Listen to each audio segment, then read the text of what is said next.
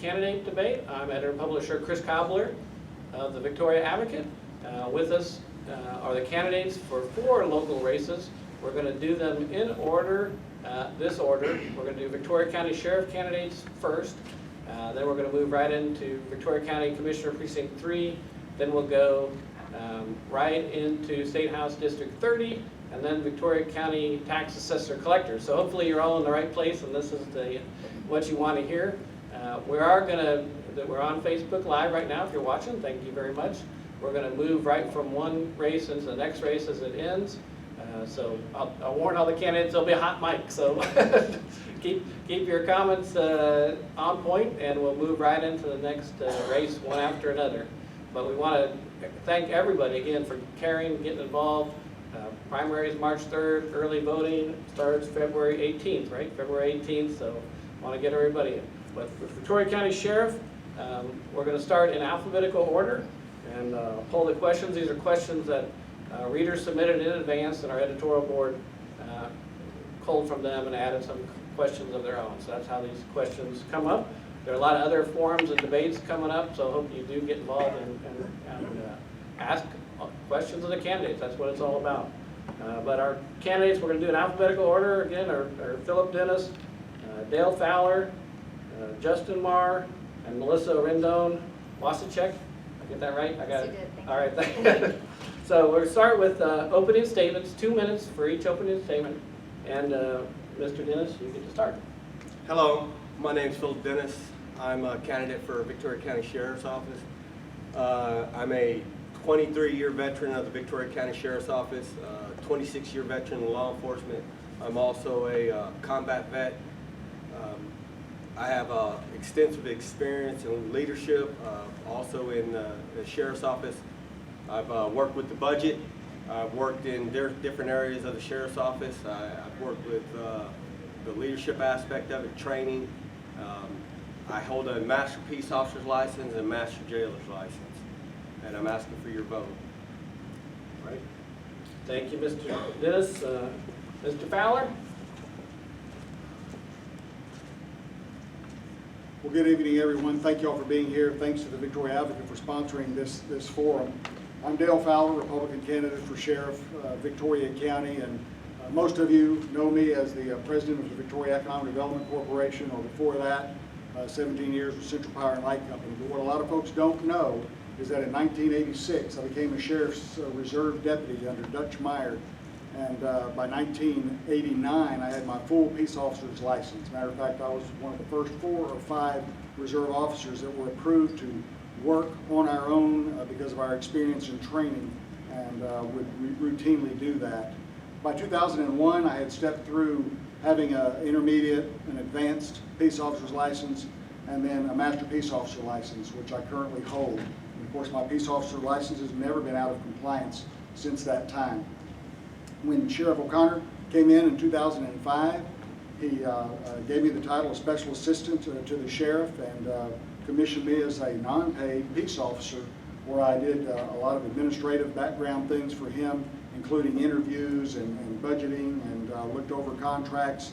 Also did that as part of the Sheriff's Advisory Board, Citizens Advisory Board, which I'm a part of. In 2007, I tried out for the Sheriff's Office SWAT team and was able to win a spot on that team. The 4 officers that tried out at that time then went on for our basic SWAT training at Fort Hood. Since that time, I've been through advanced SWAT training, paramilitary tactics, hostage rescue, and currently hold the title of a Master SWAT Operator. So that's a little bit about my law enforcement background, but I think all of that pales in comparison to what I think is most important for the sheriff, and that's leadership skills, business acumen, because after all, it's a $16.4 million budget. Almost a third of the county's overall spending is at the sheriff's office, and the ability to build coalitions and work with other people. We'll talk more later. Thank you. All right. Thank you. All right. Mr. Marr? My name is Justin Marr. I'm going to give you just a little bit of history. I began the sheriff's office in 1998 in the jail. The jail gave me a good foundation for my law enforcement career. I attended the police academy in 2000 and graduated first in my class. I then transferred to the enforcement unit in 2001. I promoted to corporal in 2006 and again to sergeant in 2010, which is the position I currently hold. I did about 10 years as an active SWAT team member. After I was promoted to sergeant, I sought out some more advanced leadership training.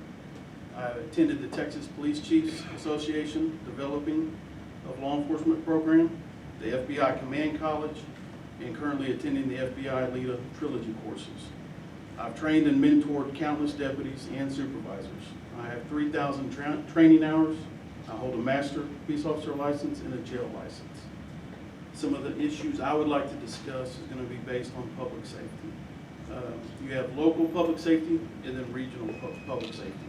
Manpower is a big part of that. The jail is short, patrol is short, but yet our interdiction group keeps growing. I think our priorities need to be even throughout the sheriff's office. I would also like to improve the pay and promotion systems. We do not want to become a starter agency. We spend entirely too much money and man hours training these cadets. It costs about $17,000 to put a jailer on the floor and about $24,000 for a deputy. That's just to start out. She's waving. We'll talk more later. Thank you. All right, and now we'll hear from Melissa Rendon-Wasicek. Good evening, ladies and gentlemen. Thank you first to the Victoria Advocate for holding this evening's event. My name is Melissa Rendon-Wasicek, and I'm a candidate for Victoria County Sheriff. I'm a Republican. I started my law enforcement career in 1995 with the Victoria Police Department. In my tenure there, I was a patrol officer, a senior patrol officer, a field training officer. I was cross-trained as a dispatcher, and actually in 2003 decided to go ahead and start a family. And so I was moved into the investigations division where I worked property crime. The entire time that I was with the city of Victoria or the police department, I was very articulate and did many, many interviews, hundreds of interviews with gang members. And that kind of took on a role in my law enforcement career.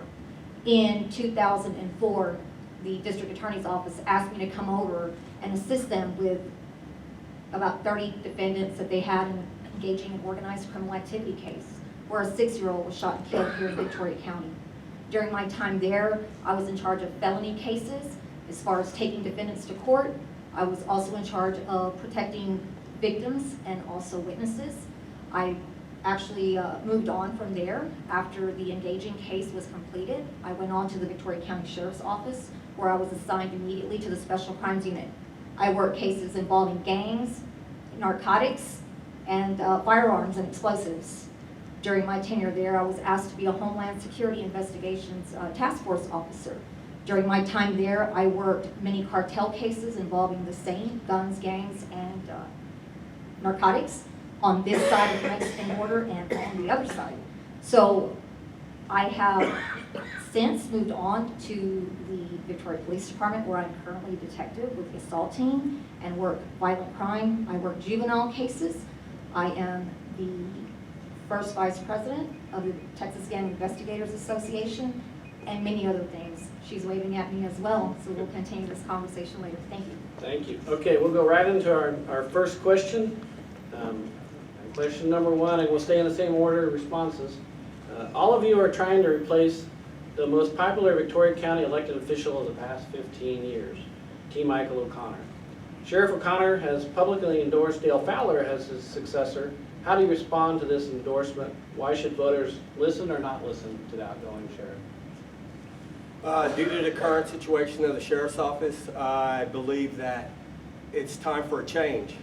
He's endorsing and asking you to perpetuate and continue doing what the sheriff's office is currently doing. I believe that the sheriff's office is in disarray right now. There's vacancies. I think there's leadership issues. I think we need to straighten that out. We need to change some things. I think there's policy issues. I think there's expenditure issues. We need to stay within our budget. We don't need to ask the commissioners to give us any more money, especially when we have a $16 million budget and we currently have vacancies and rollovers from employment vacancies into our budget. I think we can work within our current budget. I think there needs to be some comprehensive changes with the office. All right, thank you. All right, Mr. Fowler, same question.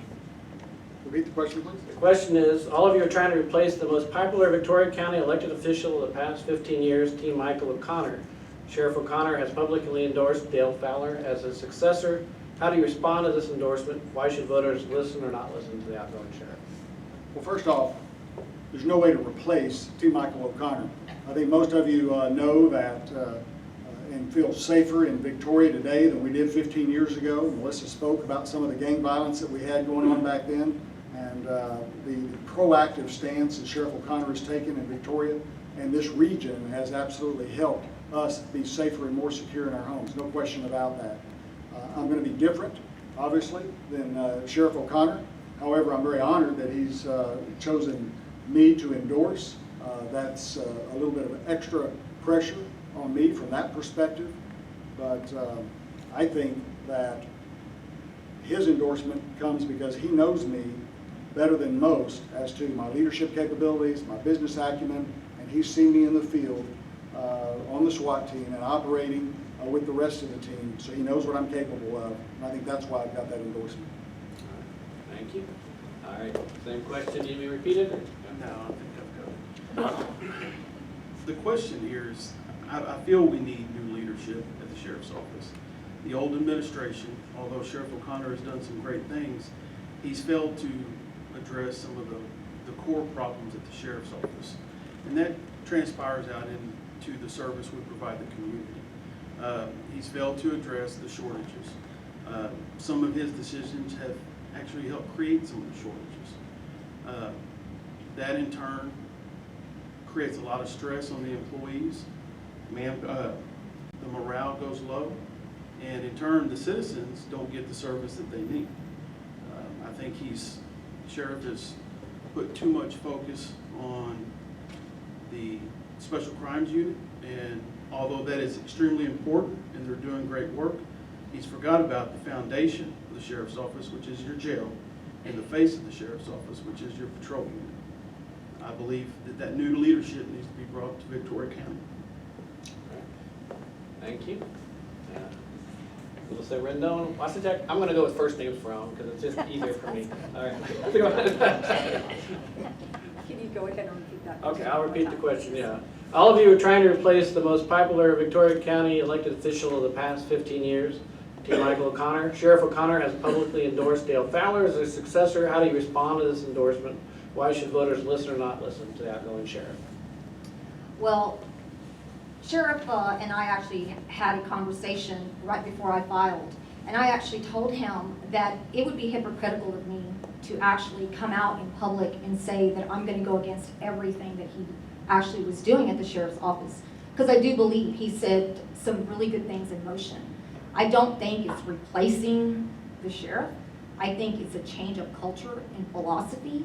I don't think that one is better than the other, but just as anything in any business, you have to look at the community. You have to look at the employees. You have to change the culture to the ways that are changing in our world. I can tell you that many of us that are standing here in law enforcement 24 years ago who thought we'd still be writing reports never understood the kind of technology that we would be working with right now. So I think that it's not a matter of replacing T. Michael, and as far as his endorsement, I respect his decision as far as that's concerned. I don't obviously necessarily agree with it, but I do believe that we should actually change the culture. There is nothing wrong with change, and I know that sometimes in law enforcement, we are a little bit more hesitant and a little bit more resistant to that, but it's not always a bad thing. So I won't stand here and judge T. Michael O'Connor. Again, I told him myself I was not going to be hypocritical because I actually worked in the Special Crimes Unit. We did some amazing things. It was a blessing in my career. It gave me a more well-rounded law enforcement opportunity. I've worked cases from Houston all the way down to Laredo, into the Rio Grande Valley and Harlingen, executing search warrants. He gave me that opportunity. But I do think it's time to freshen up the culture, and I do think that it's a time to continue to hold the base of that office and make it stronger. You can't build a house on sand and expect it to stand up forever. Let's just continue building on a solid foundation. All right, thank you. All right, we'll go right to the next question in the same order. All of you tout your law enforcement experience in one fashion or another. How does your particular experience make you more suited to be sheriff than your opponents?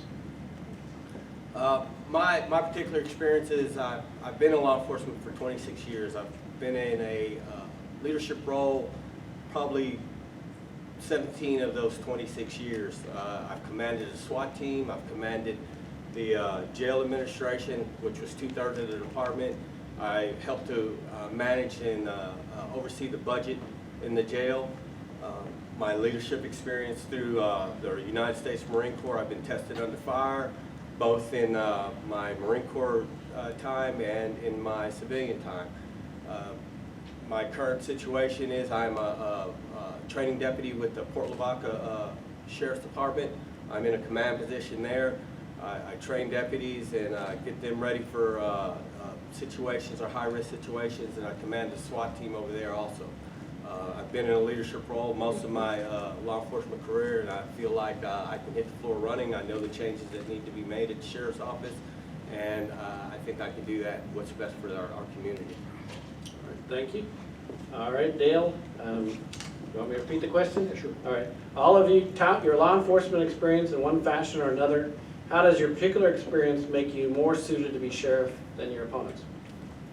Well, I think that over 33 years, my law enforcement experience has given me the opportunity to experience patrol and certainly the tactical division with the SWAT team. And I've had a variety of experiences from that expectations. Also, Sheriff O'Connor gave me the opportunity to experience the administrative portion of that office. So I've actually had the opportunity to be the boots on the ground. However, I will tell you that the sheriff needs to be about facilitating all of those boots on the ground. It's very important to be able to, one, work with commissioners to increase the budget if possible. It was already mentioned earlier, we've got to pay some of these folks a little bit more from time to time in order to not just be the training ground. Well, how do we do that? The sheriff doesn't have control over that. That becomes a partnership with Commissioners Court and maybe help them understand how we can actually save county money by training people less and promoting them on up the ladder, because the repeat training costs more money. I believe that my experience in building coalitions, being able to work in Austin and Washington, Sheriff O'Connor through his tenure has brought over $10 million worth of grants to the sheriff's office in various capacities, whether it's equipment, technology, or manpower. Well, how do we keep that coming? The only time the sheriff's office gets that type of grant potential is through building those relationships at the state and the federal level, building confidence in those people that the sheriff's office is going to do what they say they're going to do with those funds.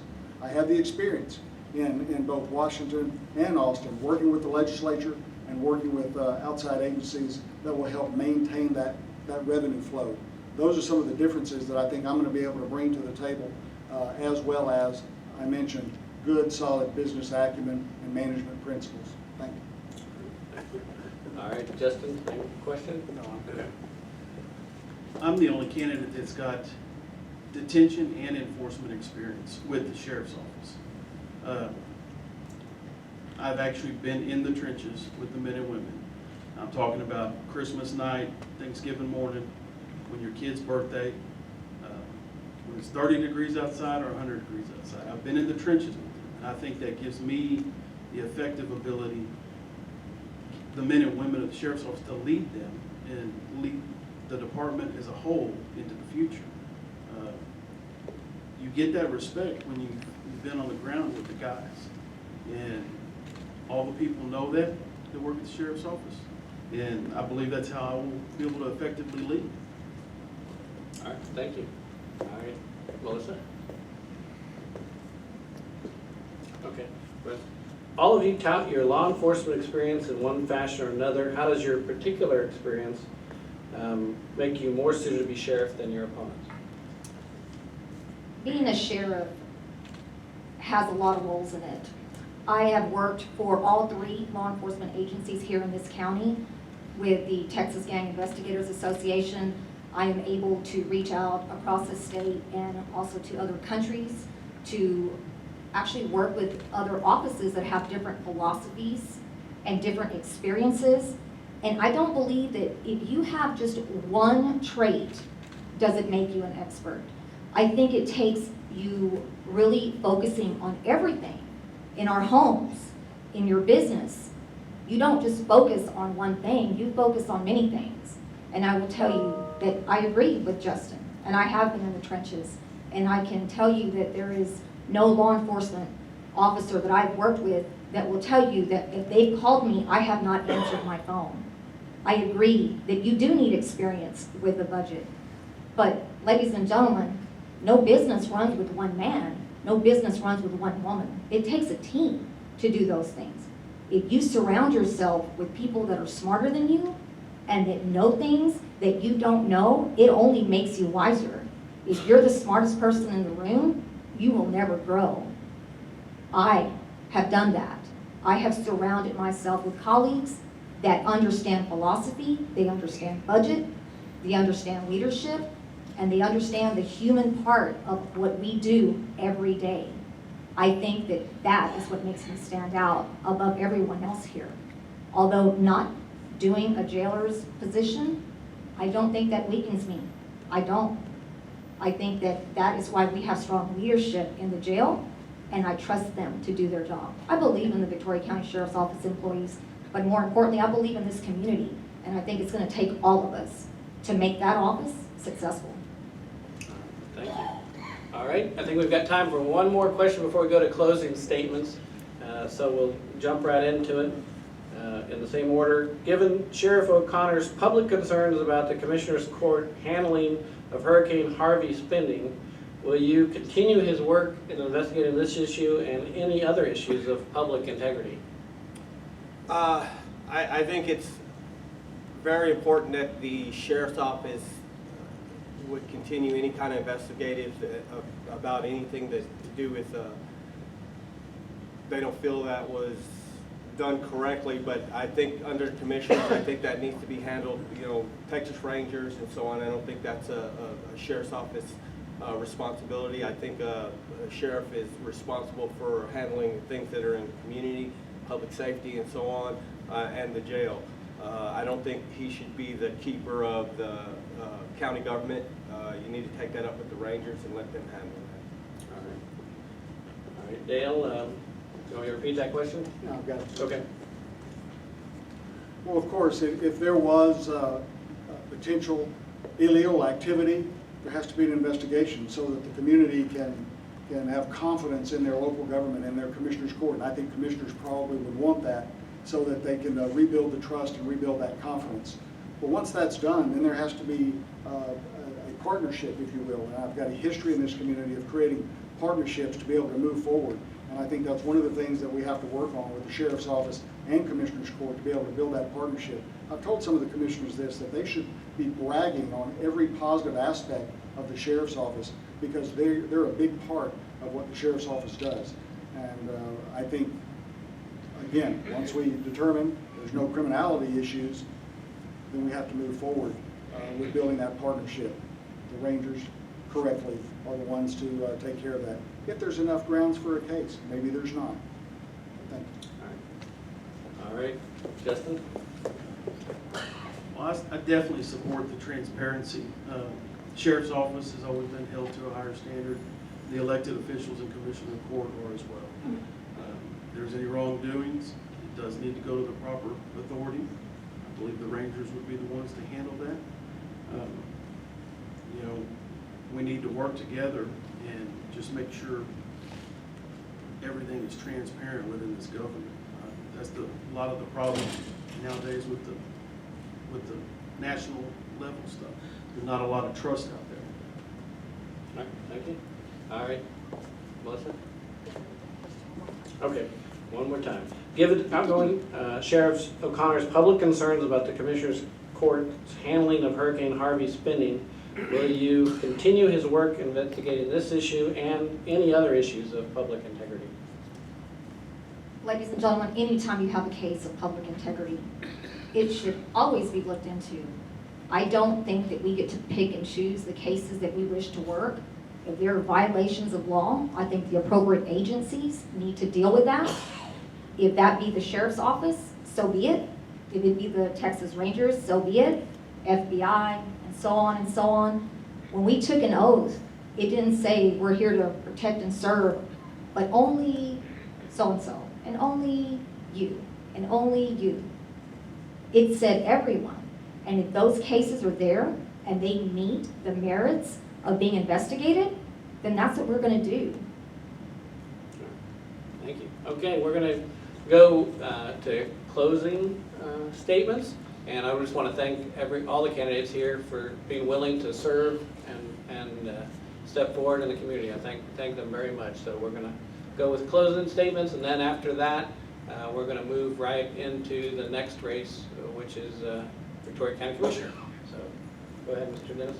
I'd like to say, if you vote me into office, my whole goal is to the sheriff's office to rebuild it, get it back to where it once was, as far as a solid foundation, the jail where it needs to be, get enforcement where it needs to be, and then we can start expanding on the sheriff's office from the basic foundation. It also is to reconnect with the other law enforcement agencies, the other community agencies.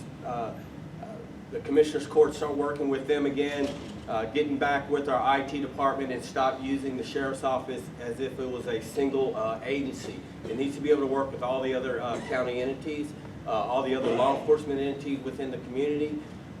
It needs to be that basic foundation, and we need to understand that the Sheriff's Office, the basic job of the sheriff is the jail, all right? And we need to get back to that where every sheriff wants to get rid of the jail, but it's very important that we help hold a jail in our community, and we need to get it back to where it needs to be, and then get our enforcement unit back where it needs to be. It's very important that we do that and keep our community safe. I'm looking forward to your vote during the primaries. Thank you very much for your attention and your time. All right. Mr. Fowler? Well, thank you. I disagree a little bit with Mr. Dennis, because I happen to think the Victoria County Sheriff's Office is an awesome crime-fighting machine, and I don't want to see that go backwards in any aspect. Obviously, we have to continue to work to build up our employee base, do things to help mentor those young officers. I'll tell you, in 33 years, there's probably more sharp, hard-working young officers at the Sheriff's Office than I've ever seen at one time before. But what do we have to do? We have to continue to challenge and mentor them so that they become the leaders of the agency. And I would want to work to do that. I get asked more often than not, why do you want to be sheriff? And I have to think about that for a while. And my answer usually is something like this. And my wife and I grew up in Victoria. We raised 2 daughters here. We were able to build successful careers in this community. This is the place we love. This is why we're still here and love to live here. And I felt like that the only way for this community to continue to be the place that I love to live is for me to be sheriff, at least for a time. You see, 12 years on the Sheriff's Office SWAT team has given me an opportunity to see the other side of our community. I'm not talking about the geography, because it's north, south, east, and west. These can tell you that. I'm talking about a subculture, if you will, that exists here. And if we don't continue to put proactive pressure on that element of our community, this community changes forever, and it becomes a place that we don't want to be. That's why I'm asking for your vote to be the next sheriff of Victoria County. Thank you. Thank you. Jeff? Yes. All right. I ask that you elect me as sheriff of Victoria County on March 3rd. I have over 21 years of hands-on experience with the Victoria County Sheriff's Office. I have the boots on the ground experience, and I have the leadership experience. I've dealt firsthand with the subject of mental crisis. I've knocked on your door late at night and delivered news about a loved one. I've handled the domestic assaults, I've handled the thefts, I've chased the smugglers. I've dealt with so much more in the 21 years that I've been here. That experience allows me to lead because the women and men of the Sheriff's Office know that my policies are based on the realities of law enforcement world and not the opinions or theories of outside observers. Partnerships and associations will continue to be developed towards the common goal of your safety. As I said in my opening, this is Victoria's home for me, it's home for y'all. My primary focus is and always will be public safety. I appreciate your vote. Thank you. All right, thank you. And our final candidate, Melissa, you get the last word. First, I'd like to thank everyone for coming out and taking time out from your busy schedules. I just want to close with letting everybody know, I'm not here tonight, nor did I run just to be a politician. I'm here as a wife, a mother, an aunt, a sister, and someone that is running for this office with a pure heart. I believe, just like I said before, I believe in the employees of the Victoria County Sheriff's Office, and I believe in this community, and I believe that together we can build a culture that we will all be proud of. I intend to be a leader, as I have always been in my last 24 years of this law enforcement career. I intend to develop, encourage, and support the employees of the Sheriff's Office to be better husbands and sons and family members and wives and daughters, because although they see things that no one in this room would sometimes fathom, we can still change that culture, and they can still be proud of what they're doing, and they can honor the oath that they took, and they can walk out of that office every day after work and go home to many of you and know that they have done the very best that they can do, and be happy with what they have done, and be happy coming back to work at the Victoria County Sheriff's Office. I intend to lead that, not by myself, ladies and gentlemen, but with you, not standing behind me, but standing right next to me. I look forward to being your next Victoria County Sheriff. All right, let's give all our candidates a round of applause.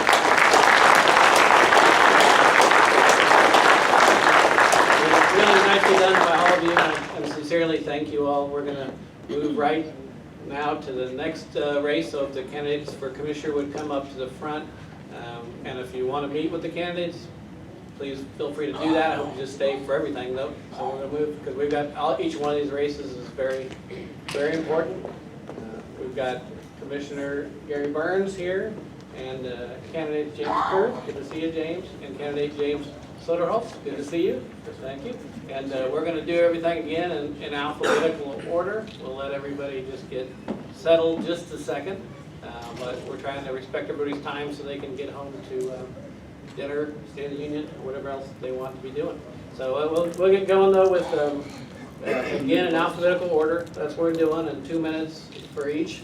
We'll start with Commissioner Incumbent Gary Burns, and your opening statements. Thank you. Thank you, Chris, and thanks for everybody coming out. I am the Commissioner of Precinct 3. It's been a distinct privilege and honor to serve this county. You know, I was raised on ranches back in the hill country, worked my way through college, worked at a steel mill, big trucking company, and then I've been in business probably 25 years before I was elected. I ended up selling my business because it's a full-time commitment, I think, if you do it right. You know, we make a lot of promises when we're running for office. All our advisors tell us you have to hit on certain topics. You have to support law enforcement. It's a lot of it's rhetoric. You've got to support economic development.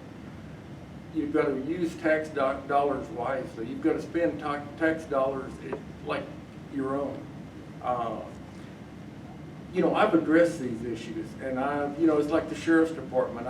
I just got an award the other day for service to them, because we work in partnership, whether it's building a shooting range for them, helping them on their storage facilities, hauling stuff for them, whatever it is. Precinct 3 is there. I've got the best crew, I think, in the state, and they allow me the freedom to think out of the box and to do things not normally done by a county precinct. I'm proud of them. I mean, we've demolished buildings. We built the parking lots for the Sheriff's Department. You know, we've done projects out at the airport, like putting fiber optics in. You know, you got to think and try to save money, because there's a finite amount of money, and you've got to stretch it as far as you can. And with my business experience, I think I've got an advantage over anybody on Commissioner's Court or running for this office. And thank you. I appreciate your vote. All right, James Kurth, your opening statements. Well, good evening. It's good to see everyone here this evening. I am James Kurth. I'm running for County Commissioner for Precinct 3. I have a strong desire to continue to serve my country in this county. I grew up in Victoria, and I went away for 2 decades in the military, and we came back, my wife and my daughters. My oldest was born in Italy, and she is an American citizen with a consulate birth certificate. We came back and we wanted to start a business and start our family here after all that time in the military. I served upon the aircraft carrier, the USS Enterprise, was on combat duty in Iraq with the Army for over a year and achieved the rank of Chief Warrant Officer 3. Over 20 years of military experience have taught me to lead from the trenches. After 15 months of combat in Iraq, you learn to solve problems very quickly. Lives are depending on it. I want to use those valuable skills, those proven problem-solving skills, to apply them here in Commissioner's Court. In the military and in my own business that I started when I moved back, I believe that proactive leadership is more than just a catchy phrase. Serving overseas on the aircraft carrier Enterprise, we had to look at situations as we moved into Operation Enduring Freedom as well. We had to plan, because if we didn't plan, we failed. Along with serving in the uniform of this nation, I've been active in serving communities wherever I've lived while we were stationed there. And even when we moved home, the issues that my fellow veterans face, a very dear situation that's dear to my heart. We opened a Operation Not Forgotten program here for my peers. I've also served as a city planning commissioner, and I currently serve as a zone commander for the American Legion here in the state of Texas. I also coach karate. So I'm ready to go to work for you, and I look forward to your questions. All right. Now, Mr. Soderholtz? Good evening, everybody, and thank you for coming out. Thank you, Mr. Cobbler, Victoria Advocate, and everybody that came out this evening. I'm a hometown boy, born and raised here in Victoria. Got a long family history of being here in Victoria County.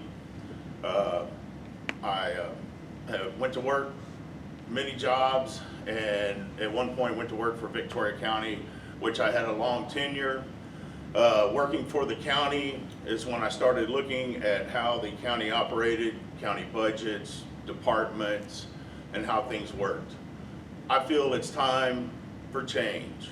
We've had good leadership, but at leaderships, people get complacent, and now it's time for some new visions, new direction. Partnerships, working with the Sheriff's Department, working with economic development to bring in new corporations, new money-making things to add to the Victoria County. I want to work for you. I want to be transparent. I want to be there for you, the taxpayer, so that you know where your tax dollars are being spent, and you know that those tax dollars are being spent wisely. Over the years of working at the health department, I worked in the environmental division. I always said we had the environmental division. The first and best department is your sheriff's department. And behind them, I always said it was the environmental division, because that was us out there making sure you, the public, was safe, so that you knew when you were out in public and eating at the various restaurants, you were being served the best food for you and your family. Thank you. All right, we'll jump right into questions. Thank you. And we'll start, this is a series of questions. Victoria County has been scrutinized for its management of Hurricane Harvey recovery money. And so there's several questions related to that. We'll start with the first one though. And the first one is, what would you do to restore the public's trust in how the Commissioner's Court operates? Well, another one of those promises we make when we run for office is we're going to be transparent.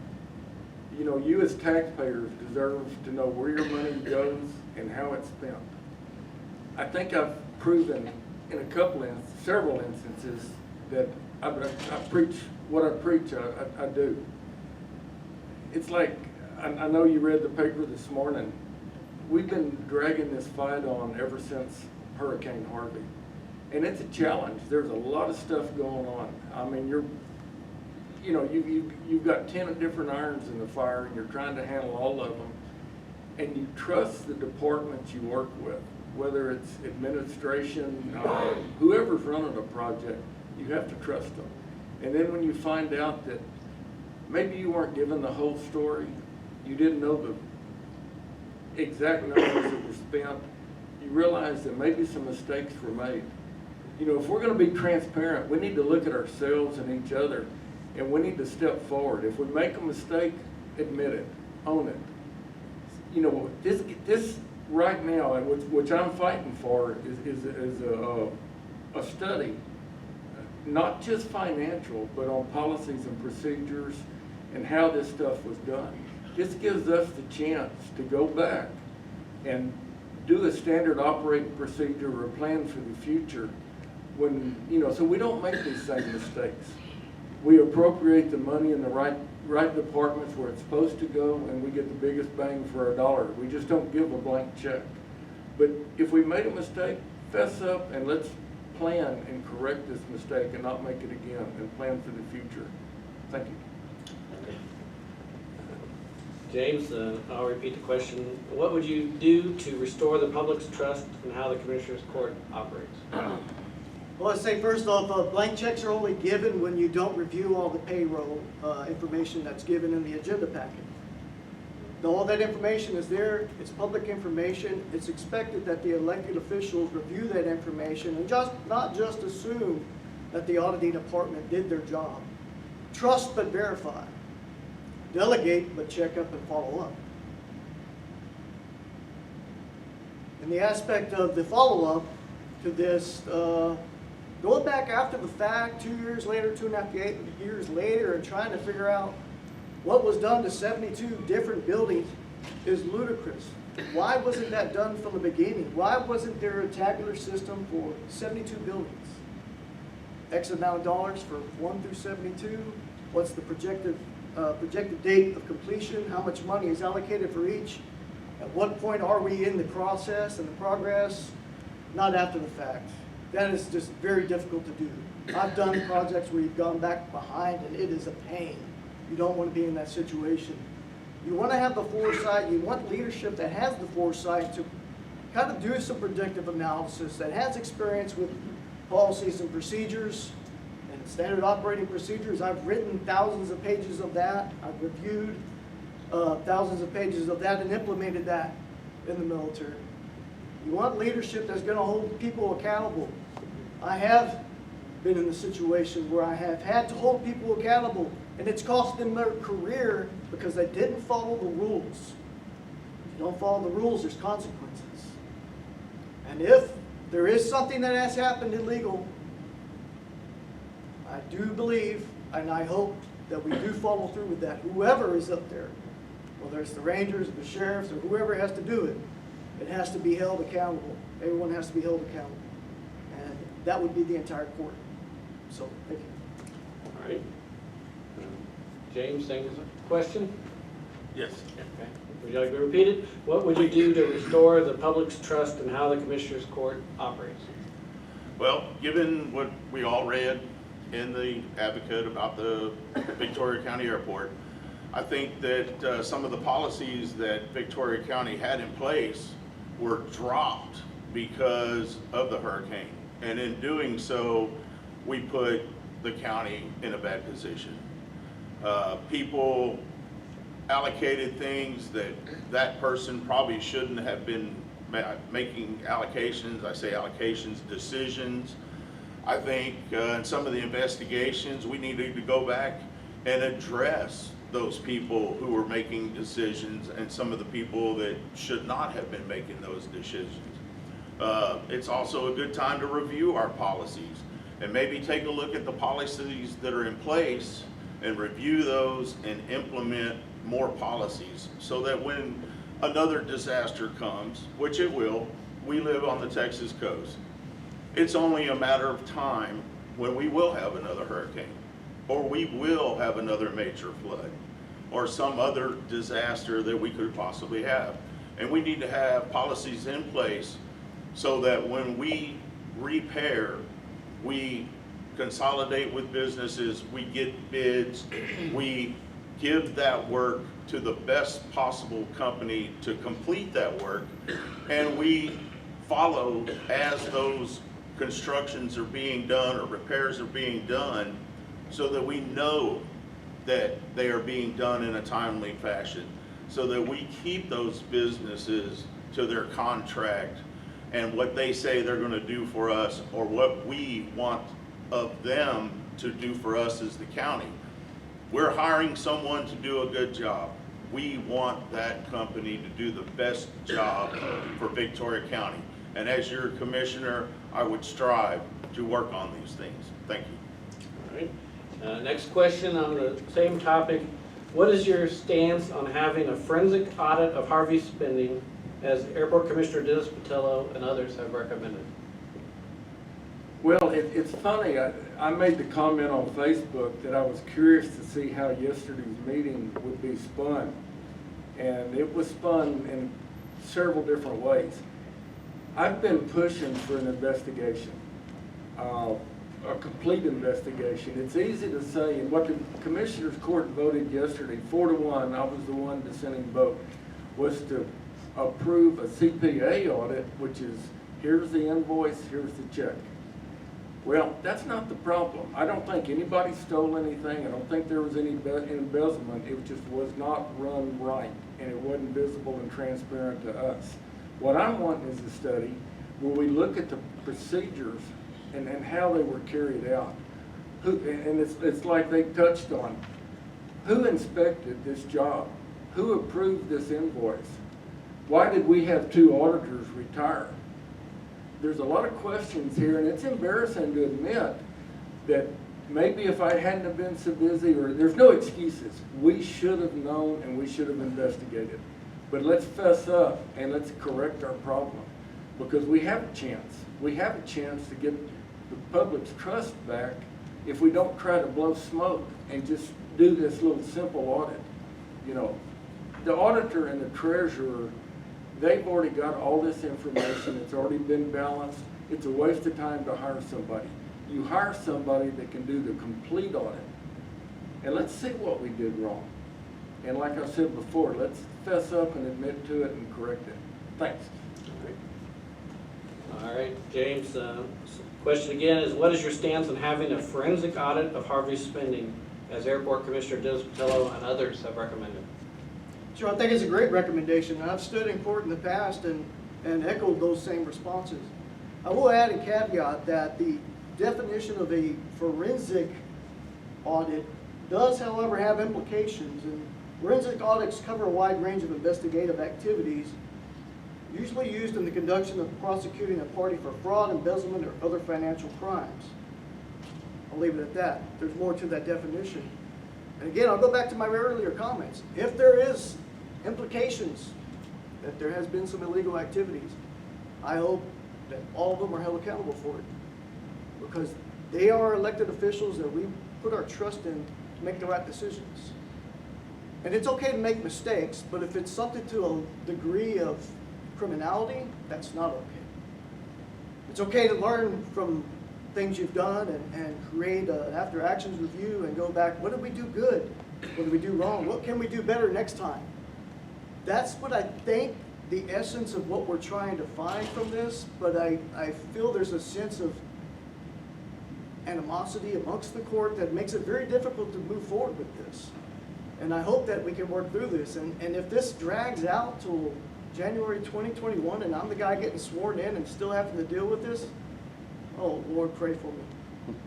Because this is not good for our county, for us to be dealing with this and look at the way that we look and the way that people are losing trust in our elected government. So I do agree that we need to move forward and have some second set of eyes and determine what's our best path forward in the next disaster. Thank you. All right. James, your thoughts? You want the question repeated? Oh, no, sir. Thank you. I really agree with Mr. Burns and Mr. Kurth. I do believe that if we need an investigation into this matter, it should be done. It should not be held up. The Commissioner's Court should proceed accordingly. If it's called a forensic investigation, then so be it. What needs to be found out is the truth. We need to know what was done, who did it, and why. And if things were done wrong, those people need to be held accountable. If we need to have the Texas Rangers investigate, then we need to do that. If it needs to go further, that needs to be done.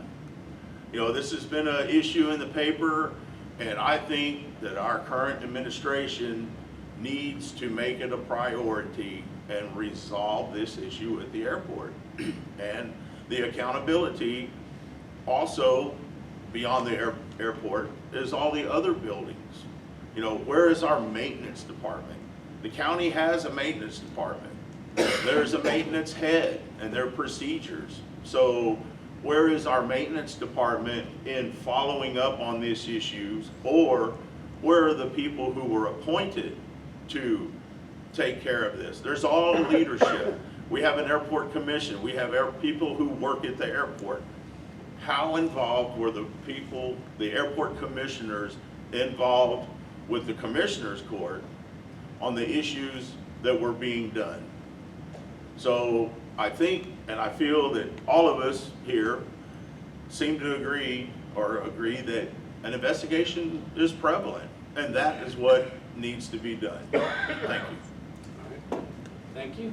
Well, I think we've got time for one more question before closing statements, so I'll go right into it. Some court observers think County Judge Ben Zeller and Commissioners Kevin Yannick and Clint Ives want you off the court because you've opposed them on Harvey accountability and other issues. How do you respond to this view of the race?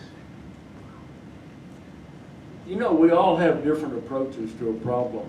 I think our main differences started back in juvenile detention when they were threatened to be shut down, or the impression was given that they could be shut down. That was a long, hard fight.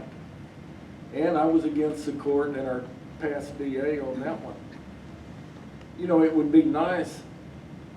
It's getting a little better, although this last meeting I got to wondering. I mean, I tried to get money for Midcoast Family Services and CASA, and I was voted down 4-1.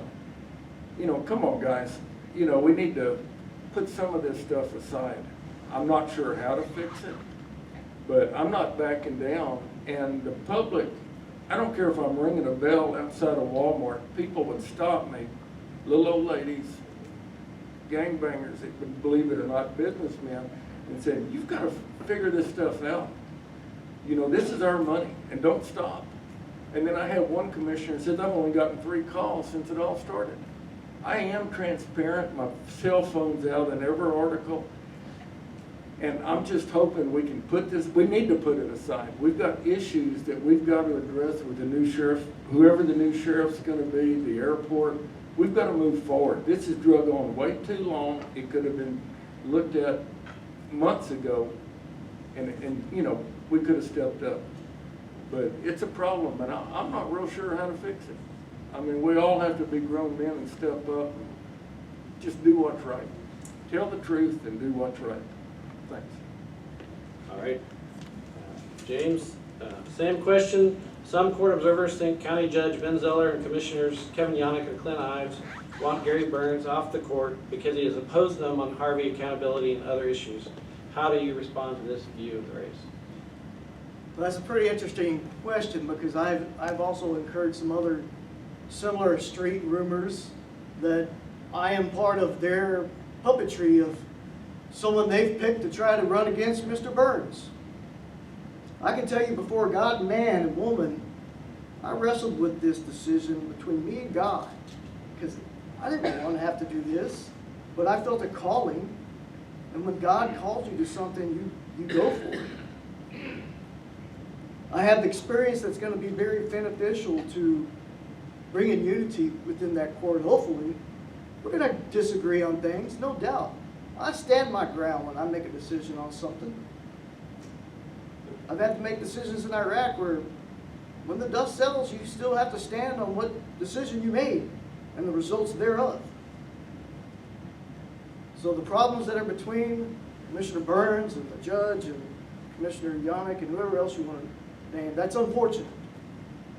or this presumed problem between them. They're all grown men, they're all elected officials. They're your duly elected officials, but sometimes it's time to look forward. And honestly, and I answer this to someone, and it doesn't matter what your position is, 3, 4, 5 terms, that's just too much. It's time for new perspectives. Thank you. All right. James, same question? Yes, sir. Okay. Well, I think it's very unfortunate that people would think that. I would hope that our elected officials would not so gang up on one commissioner. I think that's really terrible, and if in fact it's true, I would certainly hope that Ben Zeller, Yannick, and the other commissioners resolve themselves of this terrible behavior is all I can say. We need stronger leadership. That's why I've said maybe it's time for some change. Maybe we need new people there like myself. I'm not sure. I know there's a person running for Precinct 1. Maybe it's a time for a change in the guard. I know Commissioner's Court is a vote, and you have many people on there. I say many people. You have a certain 5 people to vote, and to be ganging up on one person because they don't do your bidding is not right, and that is not what our Commissioner's Court is here for. That is what I am not here for. I'm here, like I said, for you, the people, and if those things are happening downtown, we definitely need a change and accountability for those actions, you know. So that's all I have to say. Thank you. All right, we'll go into closing statements. Gary, you can go first.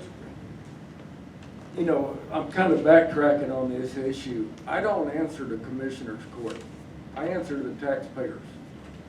And I'm not on that court to make friends with those guys. I think we can work it out, and we've got to move on.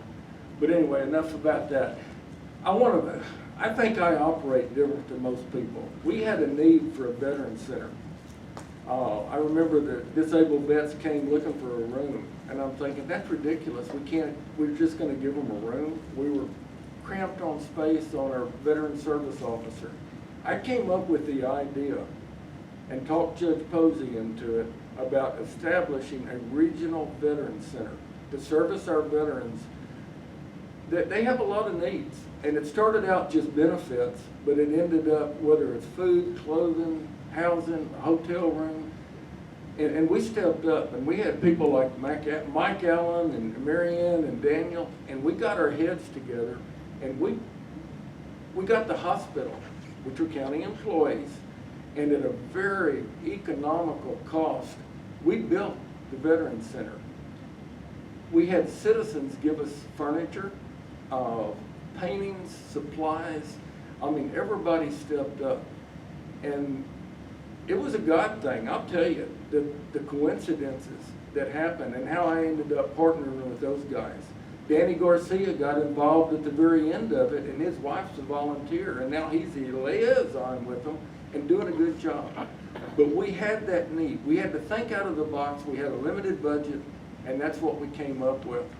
And it was really something. You're building, you know, stuff together, and in the middle of the project, you said, well, no, wait a minute, we need windows everywhere. So we have a vendor come in and supply. But you gotta think out of the box, whether it's our new courtrooms, whatever it is, we're using your tax dollars. And I ask for your vote, and I really appreciate it. Thanks. All right, closing statement for James. Again, thank you so much for having us here tonight, Chris, and everybody for coming out. Just want to say, you know, for me, part of being a leader is getting results. You know, when I worked for my colonel, when he said, hey, Jim, we need to get this done, I didn't ask him, well, do you want this, do you want that? I knew what he needed, and I got it done. You know, it's just part of being a chief. You know, you get things done. I want to add in closing that I believe our road and bridge taxes are too darn high. And since this commissioner, and I'm not blaming him, but since he's been in office, the road and bridge budget has doubled. Meanwhile, we have over $1 million sitting in reserve, and I know he'll say, you know, it's there for a reason. I haven't heard what it is, but as me and my wife walk around the neighborhoods and talk to people, the thing we constantly hear from is we're not getting responses from our commissioner, and we need these roads fixed and this drainage fixed, and, you know, whether that's true or not, that's what they're telling us. And that's the thing that we've been looking at the most is roads and drainage issues that people are bringing to us. So with that said, I'll say we need a real plan for maintaining and rebuilding roads and drainage issues that help our infrastructure. That's going to help us in the future develop our economic drivers in our communities. And as we develop those economic drivers, we bring more families and households into the community. That's more tax base. That means we don't have to raise everybody's individual taxes because we have a wider tax base. That's what I hope to see. So I plan on being a full-time commissioner as well. You know, I'm available. I've done my time in the military. I'm here. I'm making myself available to you. If you want a county commissioner that will work for you and answer to you, I would appreciate your vote in the March primary. Thank you. All right, thank you. And James, you get the last word. Get the last word. Thanks everybody for coming out. Appreciate all you people taking interest in this. I want you to know I have a very strong interest in being your next commissioner of Precinct 3. There's many issues, talking with people out there, that there's some drainage issues in the county. I know recently in the last year we hired a very good person to work for the county. He came over from the city. He is very versed in floodplain and drainage issues. I've talked to a lot of people that say we need to work on our roads. There are a lot of roads that need to be worked, and recently driving the county, I see that. Maybe it's time to think outside the box. Instead of having our county road crew bounce from the different precincts to do this work, maybe it's time to look at hiring an outside contractor and have the outside contractor work on our roads. People who do it, you know, that business every day. Also, looking at our taxes.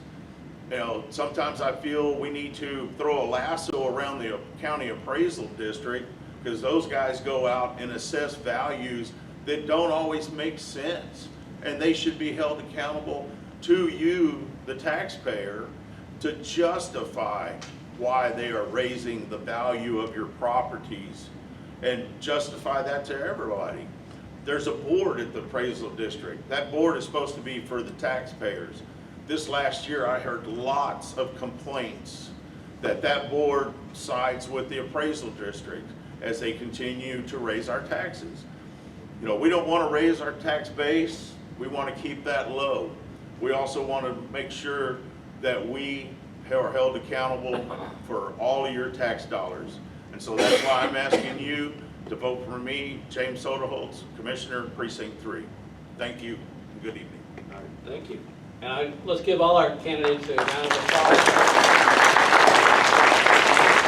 Really appreciate, again, all of your willingness to serve, and all of your, in the audience, your attention to this. We're going to move right into State House District 30. That's incumbent Geanie Morrison and challenger Vanessa Hicks-Callaway. So appreciate you coming to the front, and we'll get going. We're going to do the questions again in alphabetical order, and in this case, some of the questions are individual to each candidate, so it won't necessarily be exactly the same question. So, all right, but we'll start, Vanessa, with your opening statement. Thank you. Good evening, ladies and gentlemen. I am Lieutenant Colonel retired Vanessa F. Hicks-Callaway from the United States Army. First off, I want to thank the Victoria Advocate. Chris, you're doing a wonderful job as usual. I also want to thank the University of Houston Victoria for allowing us to have this event here. We really appreciate it. Ladies and gentlemen, I want you to know that I am running to become the next state representative for the Texas House for District 30. I believe that I am the right choice at the right time for the right future for Texas District 30. Ladies and gentlemen, I am pro-God. Our rights come from God, not from government. I am pro-life, womb to the tomb. I am pro-legal immigration, I am pro-gun, I am pro-limited regulations, and I am also pro-traditional Texas values, and I am pro-small business. I am from this town, Victoria, Texas, born and raised. My mother raised me with a Bible in one hand and a switch in the other, and some of y'all will know exactly what I'm talking about.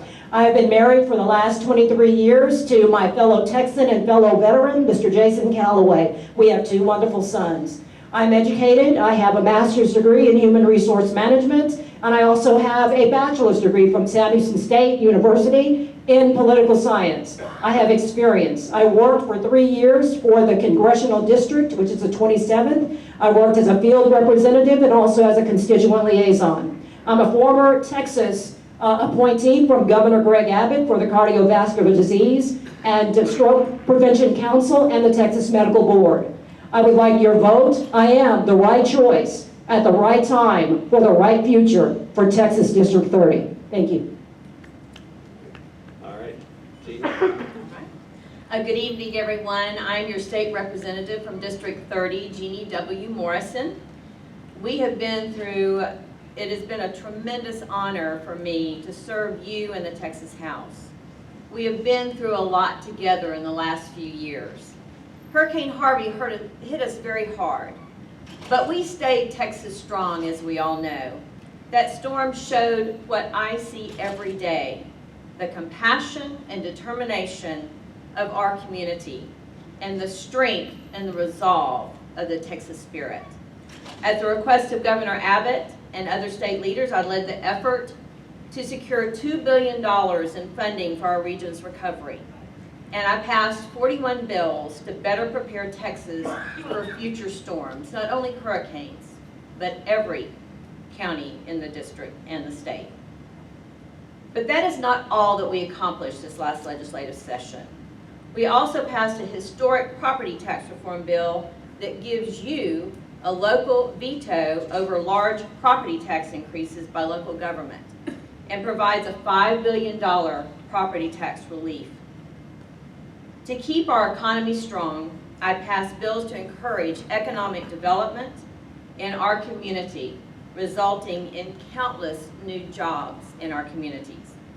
I will never stop fighting for our community, and I would be honored to have your vote to continue representing you in the Texas House and to continue helping this entire district. Thank you. All right, thank you. This first question is for both, and we'll stay in alphabetical order, so Vanessa, you get to go first. 4 public entities, Victoria County, Refugio County, Victoria ISD, and Bloomington ISD, have experienced significant problems with the handling of Hurricane Harvey recovery money. Would you support calling for a legislative interim study to review disaster spending? And second part, what other steps would you recommend taking to ensure this public money is properly accounted for and appropriately and wisely spent after disaster? I think that is a great question. I want to start by recognizing something about Hurricane Harvey funding. There have been a lot of legislators who have taken credit for gaining funding for Hurricane Harvey.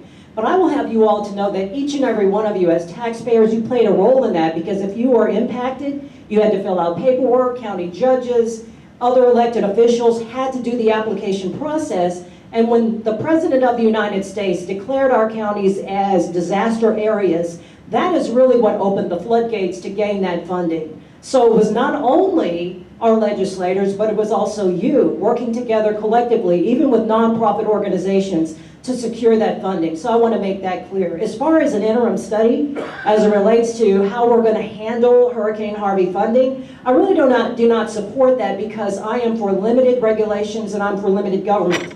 I think we've had quite a bit of discussion through committees, et cetera, on what we're going to do with Hurricane Harvey funding. And so I want to use existing structures already that are already put in place to make sure that every single dime of your taxpayers' dollars, which is essentially what Hurricane Harvey funding is, it's your money. I believe we already have checks and balances in place to make sure that every dime is spent in the way that it should be. And I will tell you, if you select me as your Texas legislator, I will make it my personal business to make sure that every single dime that goes into Hurricane Harvey funding that goes into Hurricane Harvey recovery is spent in the proper manner that it should be. And so, ladies and gentlemen, I just want to thank you so much. And also, I want you to know that I was personally impacted by Hurricane Harvey.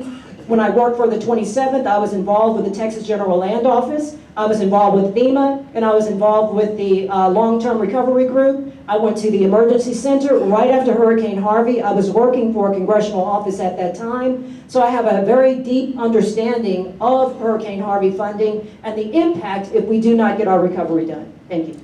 All right, well, it's a sort of long question, so I'll repeat it real quickly. 4 public entities, Victoria County, Refugio County, Victoria ISD, and Bloomington ISD, have experienced significant problems with the handling of Hurricane Harvey recovery money. Would you support calling for a legislative interim study to review disaster spending? And part 2, what other steps would you recommend taking to ensure this public money is properly accounted for and appropriately and wisely spent after any disaster? Okay, after Hurricane Harvey, Governor Abbott put together a commission that went around, and John Sharp, who used to represent this area as our state representative and senator, headed that up. And what he did, he put together a commission and went around the state and talked to elected officials. We had hearings here in Victoria and talked to public members and asked them what issues they were having with responding to Hurricane Harvey. And so out of that came 41 bills that were taken to the Texas legislature, and Dave Phelan from Beaumont and I led the charge in the House to make sure that all of the proposals that came out in that report from Governor Abbott, the Eye of the Storm, were addressed. There are studies that were in that. There are a lot of ways that are going to affect how funding is done. One of the things that we did do was on Senate Bill 6, I added an amendment that actually gave a new program that is a small county loan program. There's never been one in the state of Texas. One of the major issues, especially for the small counties, was that they did not have the funds to even do the match that President gave to us, which was actually a 90-10 match. Normally, whenever you have a storm, you have to have a 75% that is federal money, 25% local money. And President Trump did a 90-10 match, which was just unheard of. And so it really helped our area. But small counties like Refugio still had issues with that. So that's why we did this program that will be a loan, and then if they cannot repay it, if in a certain amount of time with the audit, then it will be forgiven. And so there already are a lot of things that we passed this last legislative session, 41 bills to address a lot of these concerns. All right. Next question, first for Vanessa. Texas has experienced multiple instances of mass violence during the past year. If elected, what plans or recommendations do you want to implement to prevent these tragedies from occurring in the future? Yes, sir. Chris, I'm glad you asked that question. I am a candidate that fully understands that we have the Second Amendment and also Section 23 of the Texas Constitution. I believe that our right to keep and bear arms is the red line that stands between us and a tyrannical government. And so as we manage how we're going to handle these mass shooting incidents, we have to make sure that the Second Amendment does not get violated and does not get infringed. So how do we do that? It's a very difficult challenge, I admit that.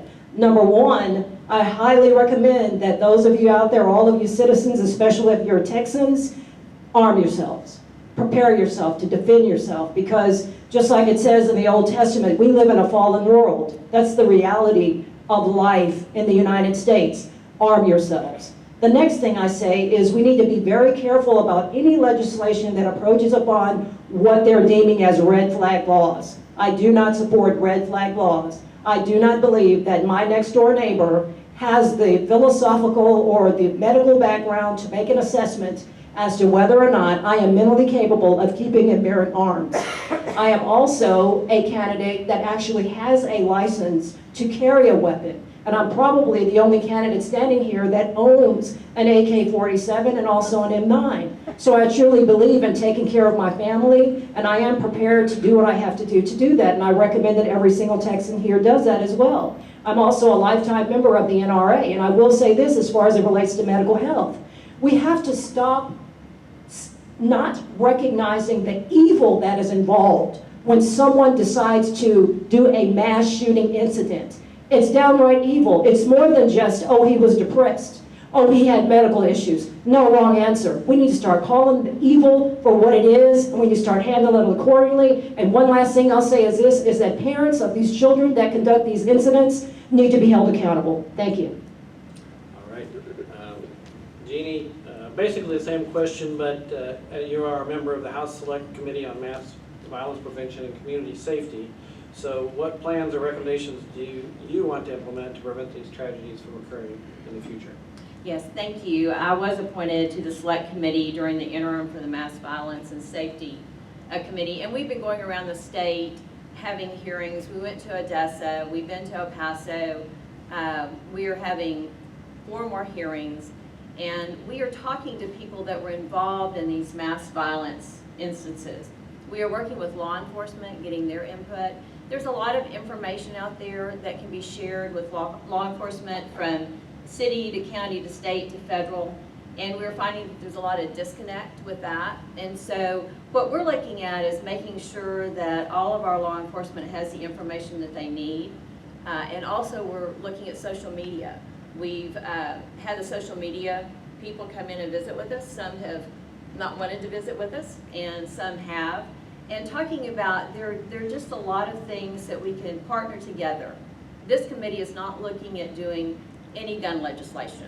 This committee is working on just trying to help with the information that we have and figure out how we can know and make sure that whenever there is someone that is out there that's crying out for help most of the time, that we have the information to help them also, which will help the communities.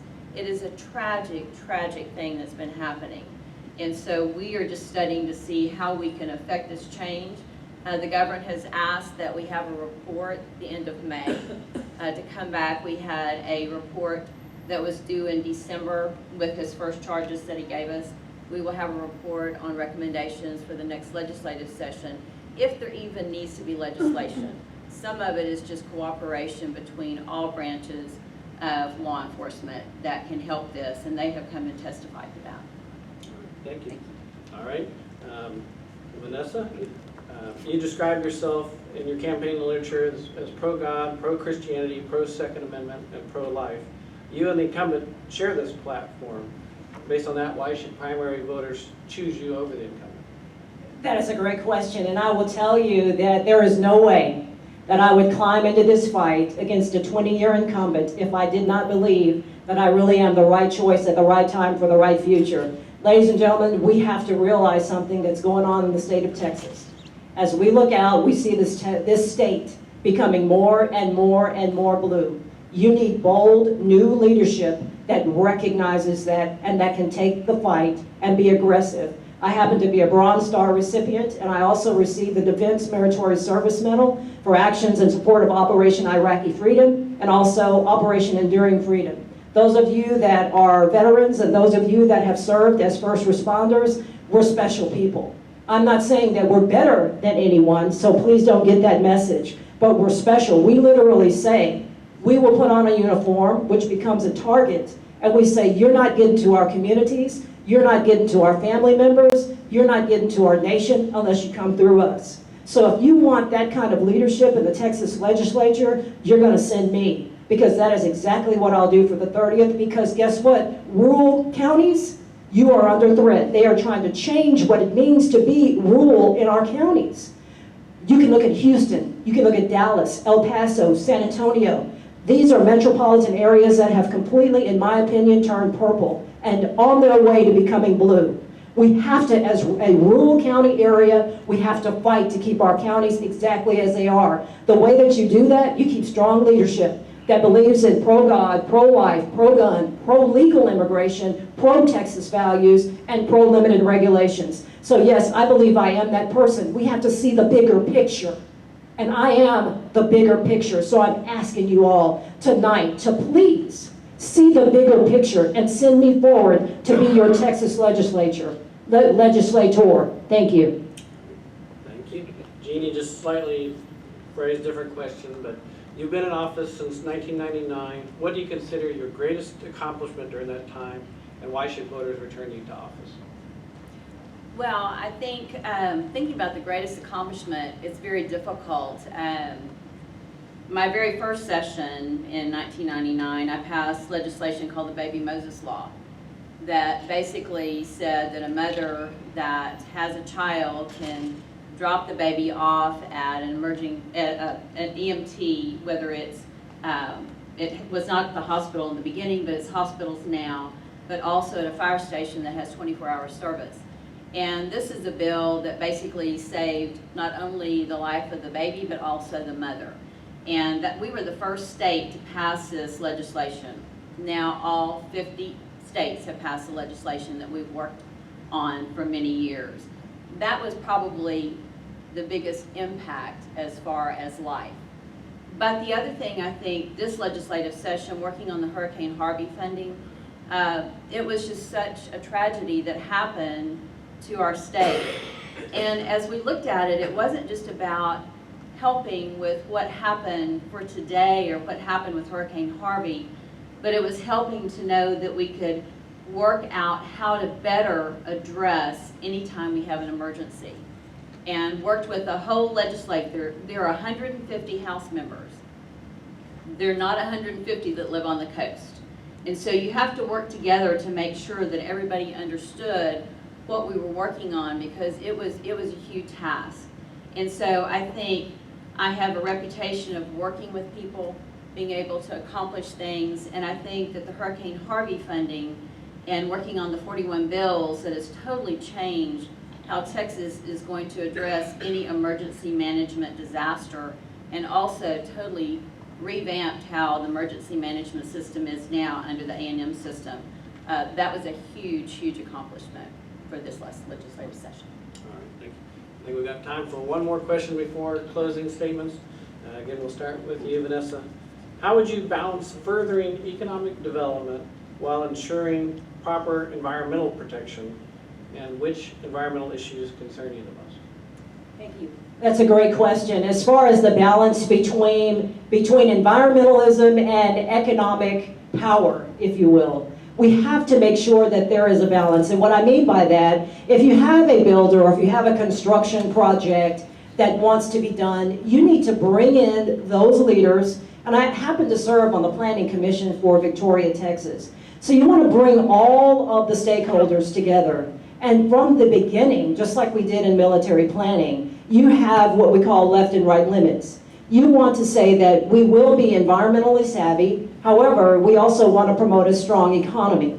So, for example, if you tell a business like Formosa, we're only going to put up with X amount of emissions, we're only going to put up with X amount of pollution from the very beginning, they have to work around those parameters from the very beginning, so they understand that when it comes to environmentalism, we love our Texas beaches, we love our parks, we love everything about our community that makes it what it is. And so we're not going to allow businesses to come in and erode our beaches or affect our parks, etc. So my answer to that is you have to have balance from the very beginning. And the second part of that?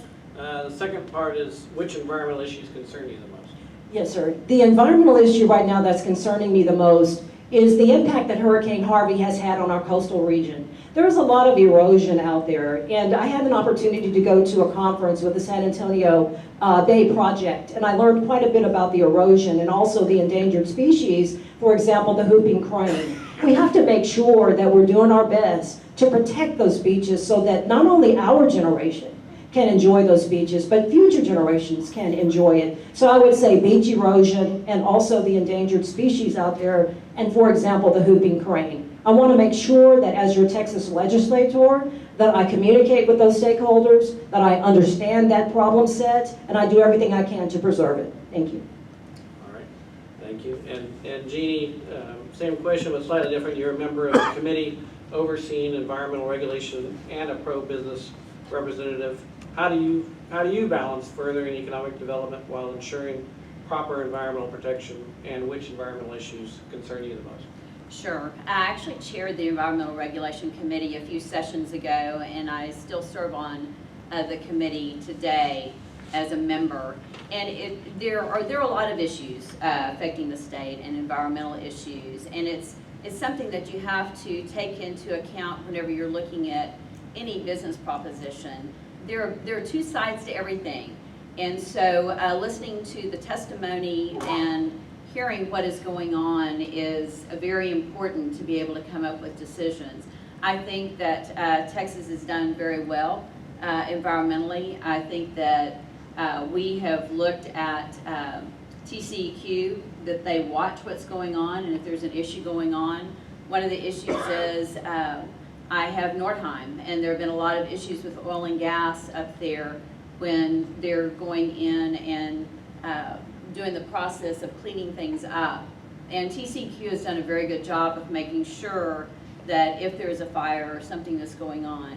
I don't think people realize how many monitors TCEQ has around the state, not only along the coast where you have your chemical plants, but also in the area where we're doing our oil and gas exploration.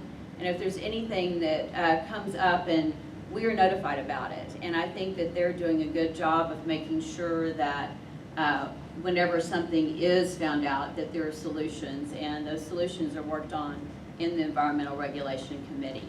And so I feel like that Texas has done a good job. There's always issues that you have to come up. We still have some issues with, one of the big issues that when I was on Environmental Reg as the chairman is disposal of tires. I mean, that's an issue. It's something that we've worked on for several sessions. But I think that TCEQ and Environmental Regulation is doing a good job.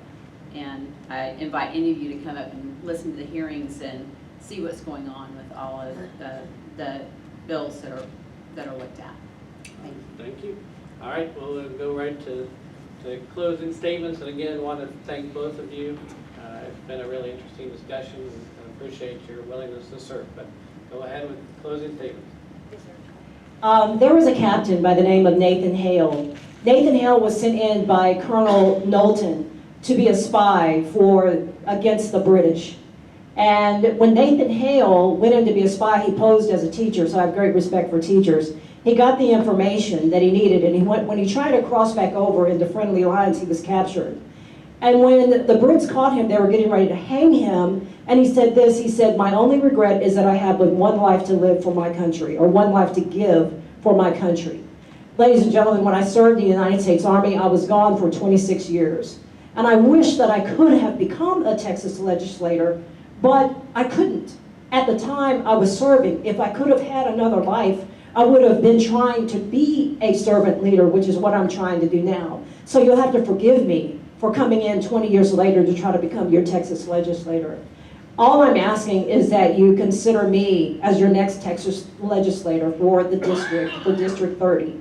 We are in need. We stand facing a new year and a brand new decade.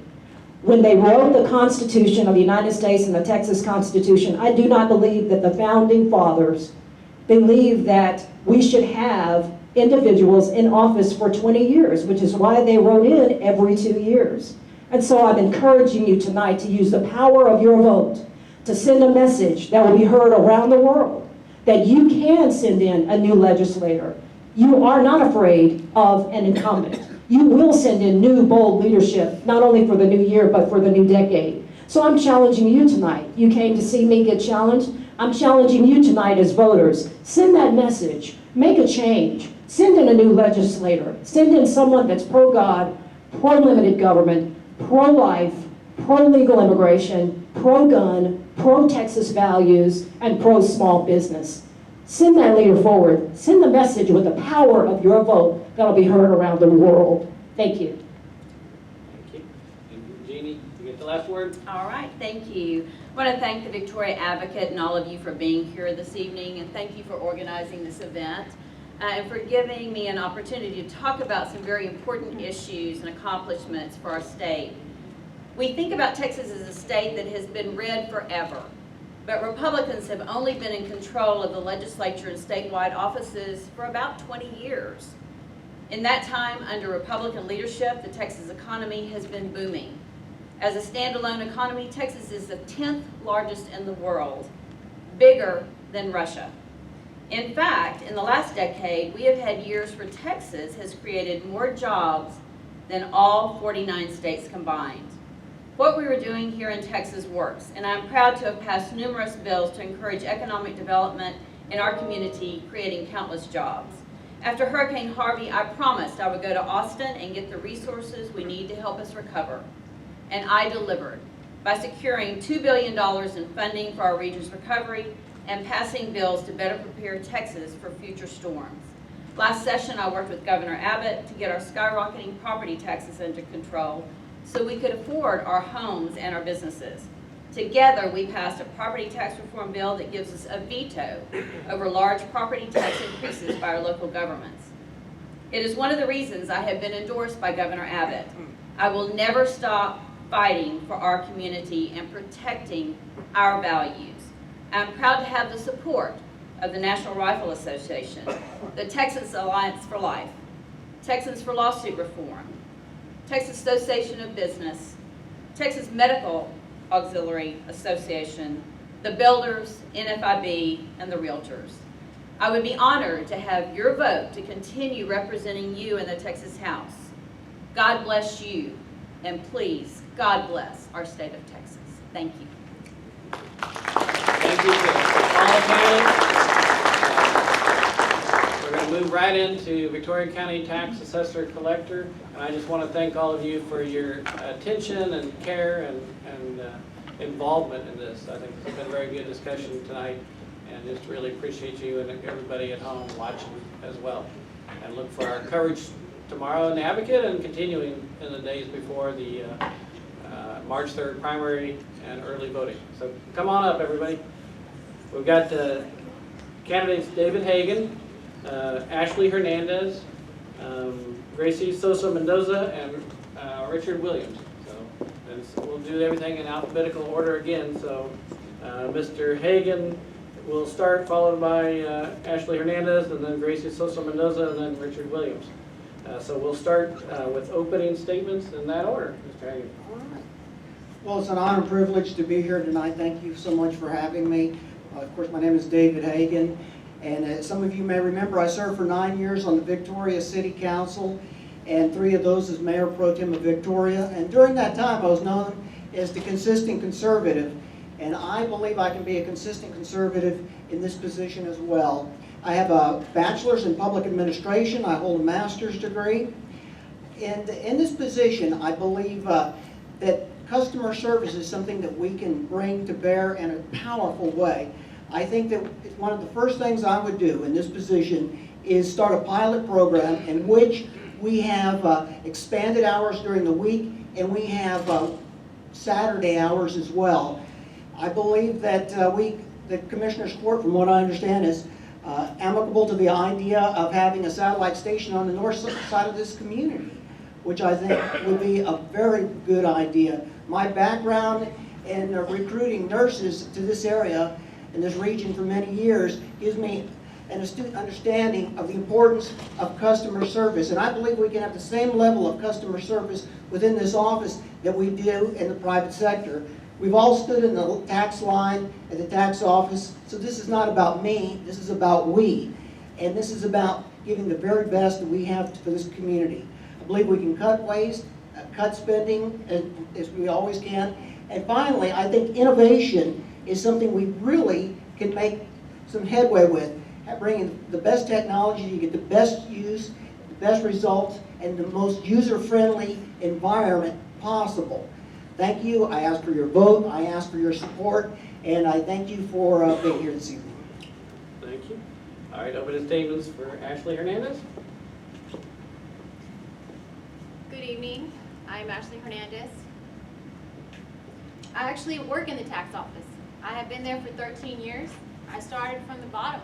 I was just a deputy clerk, worked hard, got promoted, became the assistant chief deputy of the motor vehicle department, which is now what I oversee. Every day, I handle constant questions, concerns, directing our employees and helping them find the answers to any problem that may arise. Customer service is something we strive to always perform. I believe we do that efficiently. We are always ready to serve, and I hope that y'all have been in there and seen us perform very well. And I ask for your vote and your support. That's it. Thank you. Thank you. All right. Now, Gracie Sosa-Mendoza. Hello, I'm Gracie Sosa-Mendoza. I'm a Republican candidate for Victoria County Tax Assessor Collector. Although I've been in law enforcement now that it's 2020, 19 years. First, it has nothing to do with the tax office, but I did start in the jail division, went to patrol, narcotics investigator. Now I'm Sergeant of Criminal Investigations for the last 7 years. I know what it is to be a supervisor and work hard as a team. As you know, we in law enforcement are not just family, they say. We're brothers and sisters in blue, and I'm very proud of that. But aside from that, I did work at the tax assessors, collectors for almost 7 years under Rena Scherer. Now I know there's going to be hard shoes to fill, big shoes to fill, but I want to make the tax office one that when people come in, you know, they'll be happy to come in. We want to treat everybody the same way, big or small, as your business there. Everyone matters, and I want to also make the people understand that, you know, the tax office is what it is. We collect the taxes and assess them. The actual appraisal district is the one that makes the assessment on the valuation. I just want the people to know that I'm ready for the challenge. It's been a goal of mine, and I want to be a public servant of yours, just in a different capacity. Thank you. All right, thank you. And now, Richard Williams. Thank you, Victoria, for having us here tonight. Ladies and gentlemen, thank y'all for being here tonight as well. My name is Richard Williams. I am running for Victoria County Tax Assessor. This has not been a light decision that I've made. I made it about 2 years ago, probably closer to 3 years ago. I was a former constable of Victoria County, and what drove me to this was positive change. When in the constable's office, we really had nothing to work with. We had to work out of our homes, we had to work out of our personal vehicles. So I strive to make positive changes along with the other constables. We work well with the Commissioner's Court, we understand budget, and my platform is I want to find deductions for people that are willing to pay taxes early. There's a tax code 3105 that allows us, if we pay our taxes early, the most you can get is 3%, but it's not about the value, it's about the fact that we're going to try to keep money in y'all's pockets. Okay? The hours of operation nowadays it takes 2 people to work. Okay? You don't have this Monday to Friday 8 to 5 job where you can run down to the tax office and try to pay taxes early. We need to make it more convenient for the community. We need to make it so that the hours open a little bit earlier, maybe stay a little bit later, work with the community, figure out what's the best way, work with the ladies that are in the office, and accommodate them as well. It's not about me, it's about the community. The other thing I want to work on is with the senior citizens, the handicapped, disabled veterans. There is a way that, you know, they're on fixed incomes. Most of y'all understand that, so therefore we need to find a way to keep y'all in y'all's homes, keep y'all in y'all's land, and also to give y'all a 10-month payout plan so y'all aren't striving for 3 months trying to figure out a way to put all this money back. With a fixed income, it allows you to have that opportunity to do it month to month. Also too, as Mr. Hagan said, the north side of town, about a year ago I found a place that we could do this with, and I've approached the Commissioner's Court with it, so therefore it's just a matter of putting it in place. It's not going to happen overnight, but we can make it happen. I appreciate y'all's vote. Thank you. All right, thank you. We'll go right into questions, and also in alphabetical order. Longtime tax assessor collector Rena Scherer is retiring after her decades-long career serving Victoria County. She has endorsed Ashley Hernandez as her successor. Why should voters listen to or not listen to the person who's held the office since 1993? Well, the incumbent tax assessor collector, as she leaves office, is certainly has the prerogative to endorse whoever they may. But I believe that also the Victoria Republican primary voters have the opportunity to select the person they want to see in that position, and I believe that's why we have elections. And elections are important. I have a track record of long public service in this community, 9 years on serving in Victoria City Council and as Mayor Pro Tem, being a consistent conservative, and I believe that I bring the leadership, the know-how, and the educational background all together in one place to be a leader and not just fill a slot, but be a leader on their behalf in this community. And that's why I think that the best vote would be for David Hagan for tax assessor collector. All right. And Ashley, you've been endorsed by Rena Scherer, the longtime incumbent. Why should voters listen to her or not listen to her? Well, first let me say, it is an honor to have her endorse me, being that she's ran this office for over 3 decades. For her to choose me, I was so honored. I know I can maintain the positive environment, friendly environment, keep all the girls, well, employees, trained to the best of their ability. I know it needs to be implemented. I've seen it. I'm there more than I am at home. I know what it takes. I know I can do it. I've been dedicated to this place for 13 years. It's what I know. I've grown in this place, in this office.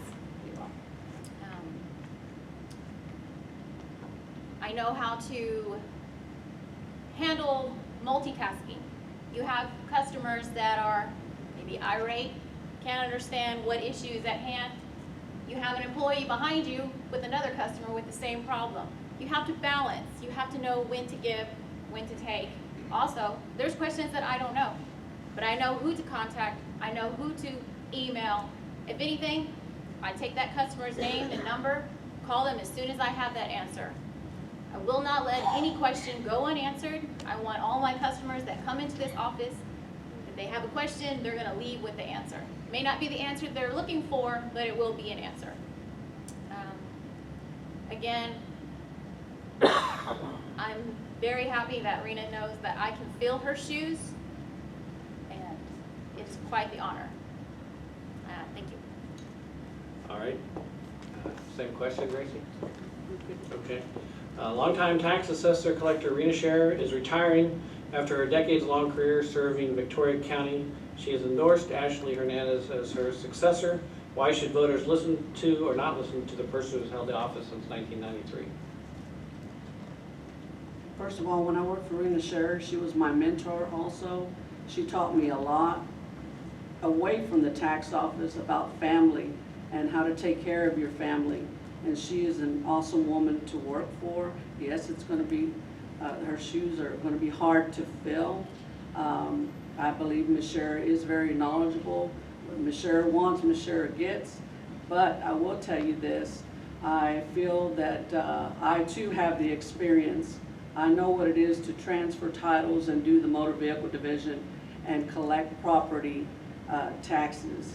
I also performed all the job duties that the candidate is stating, but I just didn't have the title. But every time my supervisor was out, I was the one that would step up.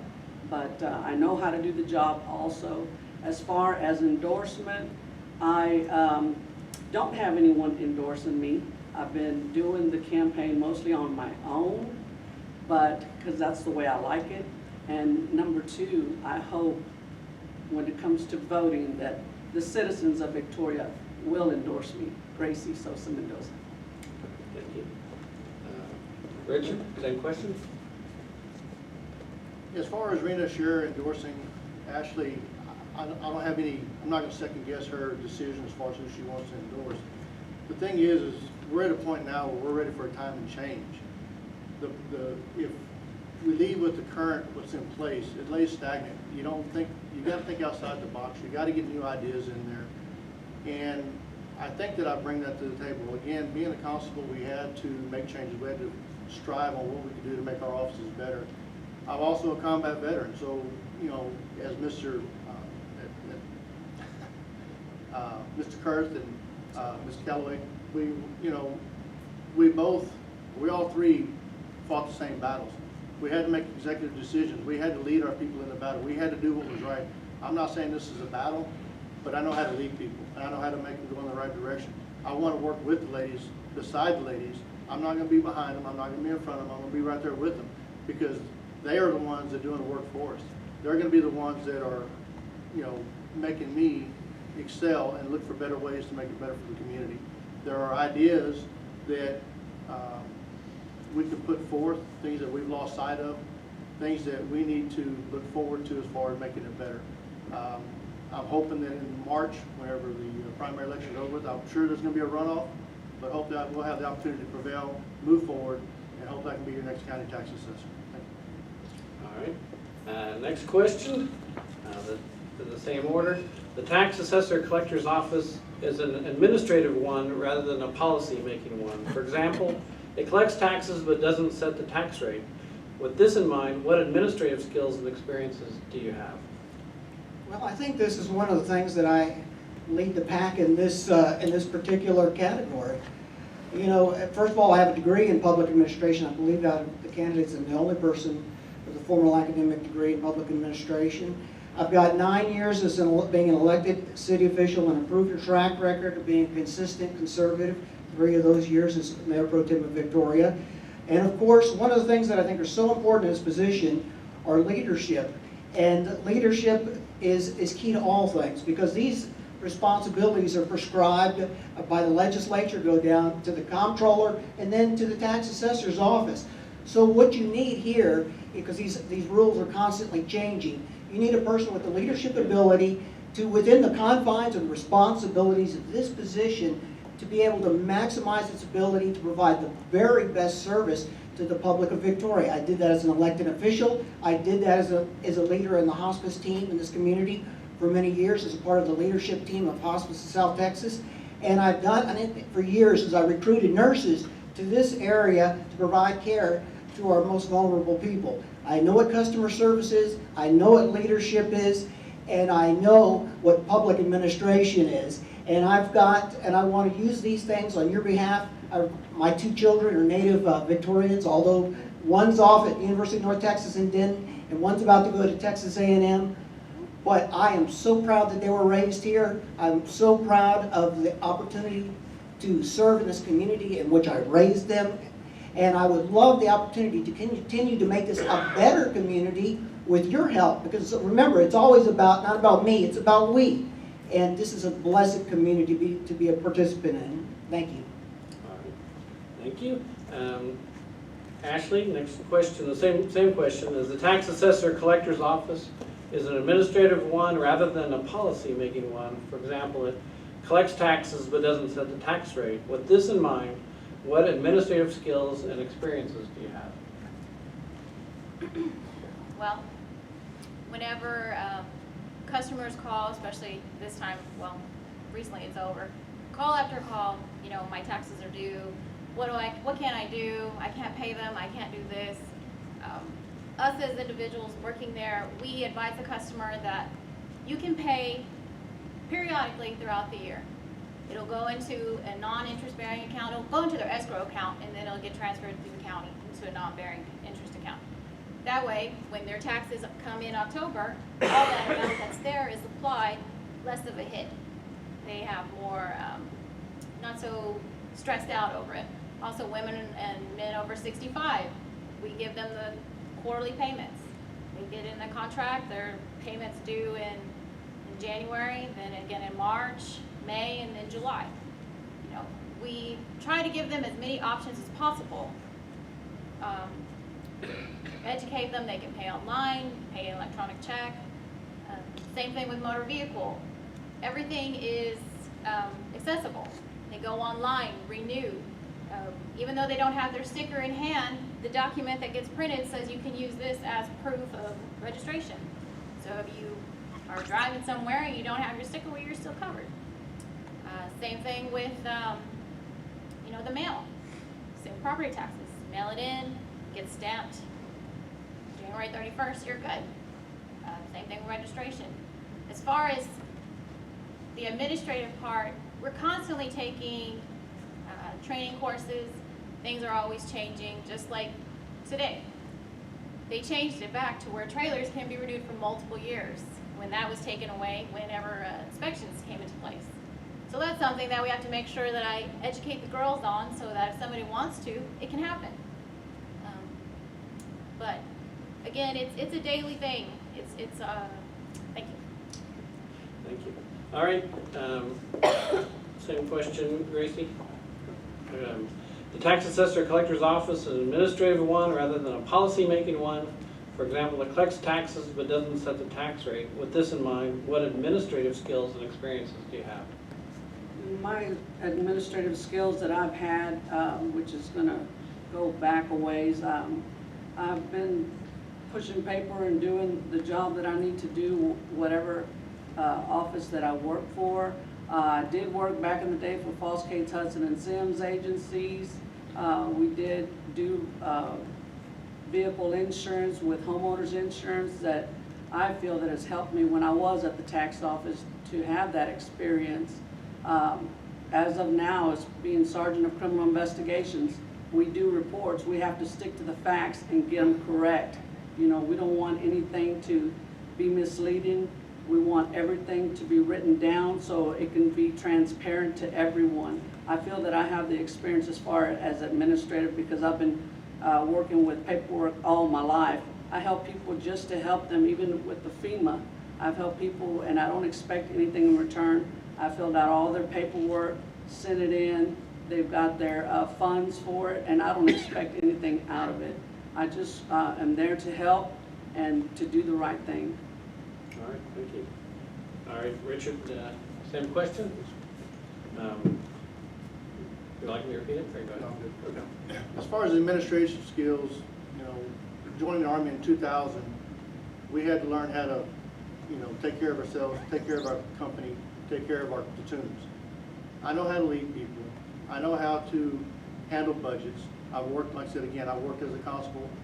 We dealt with budgets every day. We were on a limited budget. We had to go to the commissioner's court, ask for permission to get money. I mean, it was a struggle. It was, you know, something that we fought for to make our offices better. As far as training, I am a graduate of our Constable Leadership College. There you learn how to manage people, you learn how to, with ethics, you learn how to take care of people. And that's what I want to do, is I want to take care of the staff that I will be working with. Again, I won't be working, you know, behind them. I'm going to be with them. I want to make sure that they take care of y'all as a community. I'm going to be there to take care of y'all as a community. As far as leadership, you know, you have to strive for it. Nobody's asked me to run for this position. I want to make the office better than what it is. When I spoke with Ms. Rena Scherer here, it's been several months ago, probably more 6 to 8 months ago, she asked me why I was going to run for this position, because it's a very stressful position. Has anybody been a police officer? You know, you are under stress all the time. So handling the office would be, you know, I'm not going to say it's going to be easy. It's going to be a task. It's something that I can learn. But we're always training. We're always having to do our legislative update training. I have over 2,300 hours of continuing education for law enforcement. I am basically 1 month away from getting my Master's Peace Officer license after 12 years. That's not a feat that's easy. Most people wait 18, 20 years to get their Master's Peace Officer license. So I'm always looking for ways to have more education. I would like to have the ladies here cross-trained so that way they can better serve y'all across the board. That way you're not walking into the office wondering which way to go. Any one of these ladies should be able to help you at any time. So that's what I want to bring to the table as far as leadership and guidance with, you know, with my administrative skills. Thank you. All right, we've got time for one more question before closing statements, the same order. How would you make the office more accessible and convenient for county residents? You know, I think we were talking about accessibility a little bit earlier, and I think that, you know, when we talked about having that satellite office in the north side of the community, I think that really goes a long way towards accessibility. I think because, you know, you've got working mothers. My wife, you know, has been a working mom, 20 years as a dietitian at Detar Hospital, feeding and keeping you all healthy and your relatives. 28 years married, I didn't want to miss that. Got to keep in my wife's good graces. But let me tell you, people work, and people have very difficult schedules. And if we can have through this pilot program I want to do where we look at Saturday hours, extended hours during the week, make this just like the Chick-fil-A or the Southwest Airlines of tax assessor collector's office. I mean, like I said, I come out of the private sector where customer service is the first, you know, you don't have good customer service, you're not in business. And we can do this. we can have a smile, we can provide a joyful experience where people say, wow, just wow, this is my taxpayer dollars in service. And you know, when I was on the Victoria City Council for 9 years as a consistent conservative, how I helped the Victoria taxpayer in that regard looked a little different.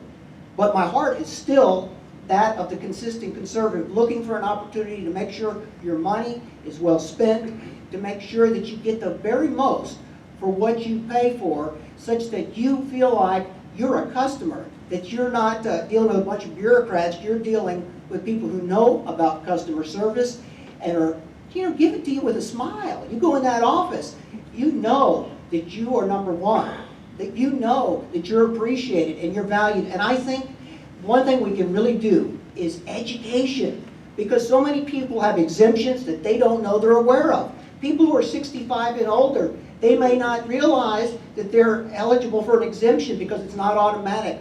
We should provide that education constantly. Thank you. All right. Ashley, same question. How would you make the office more accessible and convenient for county residents? Well, like I said earlier, there are many efficiencies, accessibility traits for them to, online, mail. I'm looking into something called a web agent. It allows individuals to renew their registrations at the HEBs. It will not cost the county anything because HEB has to provide printers and the computer. We would just simply issue them the paper. Of course, we'd have to bond them. That would be the only cost towards the county. What David said about educating the citizens about exemptions, contacting the appraisal district, making sure their homestead is filed on time, making sure they protest their taxes on time. Once May rolls around and they're complaining about, what their value is, there's not much that can be done. Again, making people understand is our task that we tackle every day. So we're very comfortable with the information that we give. We always strive to provide the best customer service, and the accessibility, again, it's already, there's so many options for them to have. It's just making sure they are educated and they know what options are available to them. Thank you. Thank you. All right, Grace, same question. I feel that I would not want to take away from downtown. I know a lot of people don't like going towards downtown, but it takes away from the community. I have been thinking about, I've looked into the satellite offices as the gentleman spoke of, but that's like people that the actual counties have like 3 times our population. And we did try back in the day with Rena Share to keep the tax office open till 6 o'clock. But no one was taking advantage of it. Why, I don't know. Maybe when they get off of work, they're ready to go home. One thing, I'm a woman of my word. I don't make promises that I cannot keep. But I do plan on changing the hours at least 8 to 5. That'll be 10 extra hours a month. Baby steps is what it's going to take. I'm all for change as long as it doesn't cost the taxpayers money. That's it. Thank you. Richard, same question. And the question again is, how would you make the office more accessible and convenient for county residents? Well, as we've been talking about, and I've been talking about through my whole campaign, trying to find ways for our senior citizens and our handicapped and our disabled veterans to have the opportunity to make it more accessible to them. If anybody's ever been downtown, parking is ferocious. You cannot hardly find a place to pay your taxes. You can't, not within walking distance sometimes. I've been there at 8 o'clock in the morning, the doors aren't open, and they got people standing outside because they don't realize the office is open at 8:15. I understand that the ladies need time to get their tills ready, get everything ready to go and get operational. Why can't we come in a little bit earlier and get that started, so that way when people are ready there and they're ready to pay their taxes, let's get them in there, get them out, and make it more accessible that way. As far as the north side of town, our Citizens Imaging Center has a drive-through window that I think at one point in time they were going to make it into a pharmacy drive-through. It's something that we would have to discuss with our Citizens Board of Directors, but I'm sure that if we talk with them, I'm sure that they would understand the need for what we're trying to do here. We're not trying to take away from downtown. We're trying to make it more accessible for people that do live on the north side of town, that because our town is growing that direction. So there's more population out there, so we need to find some way to, allow for the drive going that direction. As far as the deduction stuff, the deductions are out there for people to get their taxes not so much lowered, but there's a way to help them 3%, 2%, 1%. It's not much, but it's a little bit. It's enough to make them, hey, I want to pay my taxes a little bit early. So it's not so much making them aware, it's helping them educate and understand what we need for them to do. And again, thank y'all. Thank you. All right, we'll go to closing statements now in the same order. David?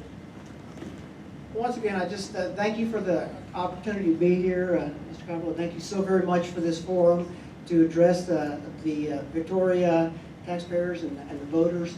It would be my privilege and honor to serve in this capacity.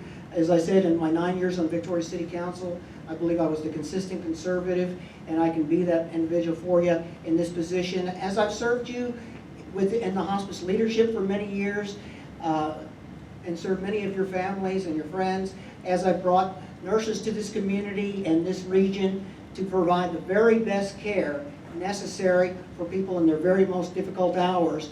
I've got the background, the sensitivity, the educational background with a degree in public administration, the elected experience, and the life experience to provide the very best kind of a tax assessor collector experience that you would want to have in that office. I think we can provide the education that folks need. When you have a question about your bill, there needs to be an opportunity to explain it, to help people understand, and not just to dismiss people. You explain. And people, I want people to leave there feeling comfortable with the check they wrote, know why they wrote it, and feel good about it. Okay, I understand now. It makes sense. And I think that if there's and when it comes to education, not everybody is a professional in trying to understand the things that go on with the tax office. And when we're providing that education and doing it not in a very loving, kind, and customer service friendly way, because we want to make sure that people know every exemption that they're eligible for, because they're the taxpayer and we work for you. Thank you so very much. I ask for your vote for David Hagan for tax assessor collector on March 3rd. Thank you so very much. All right. Closing statement from Ashley Hernandez.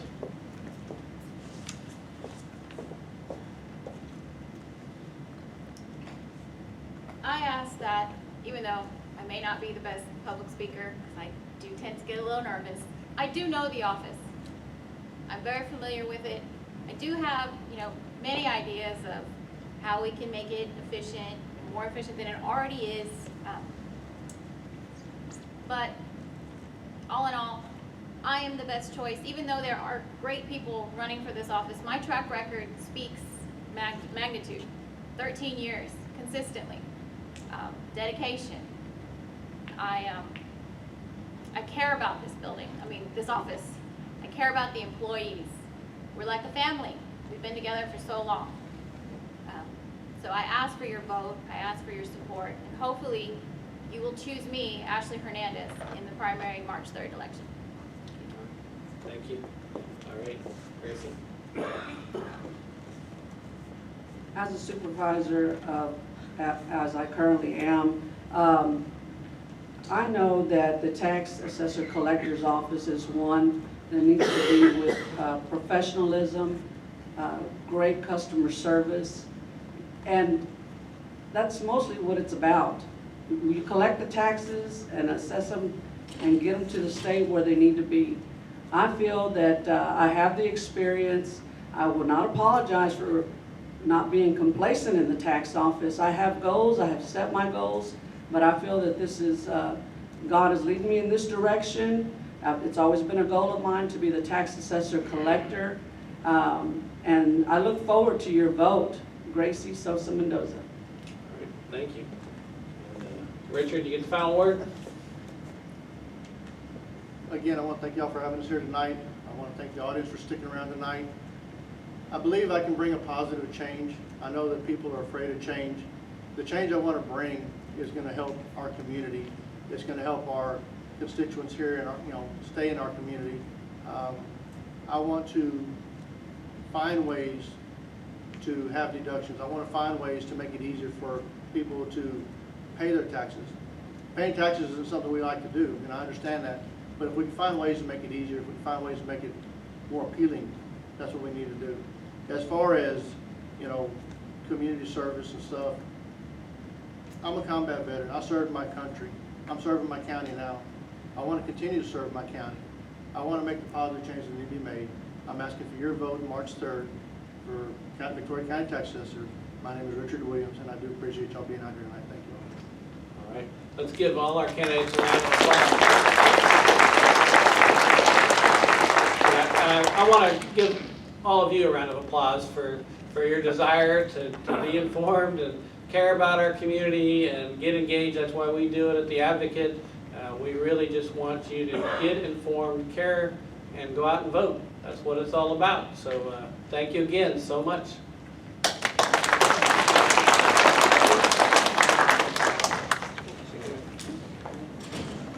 How's it going? How much memory is that, Jack?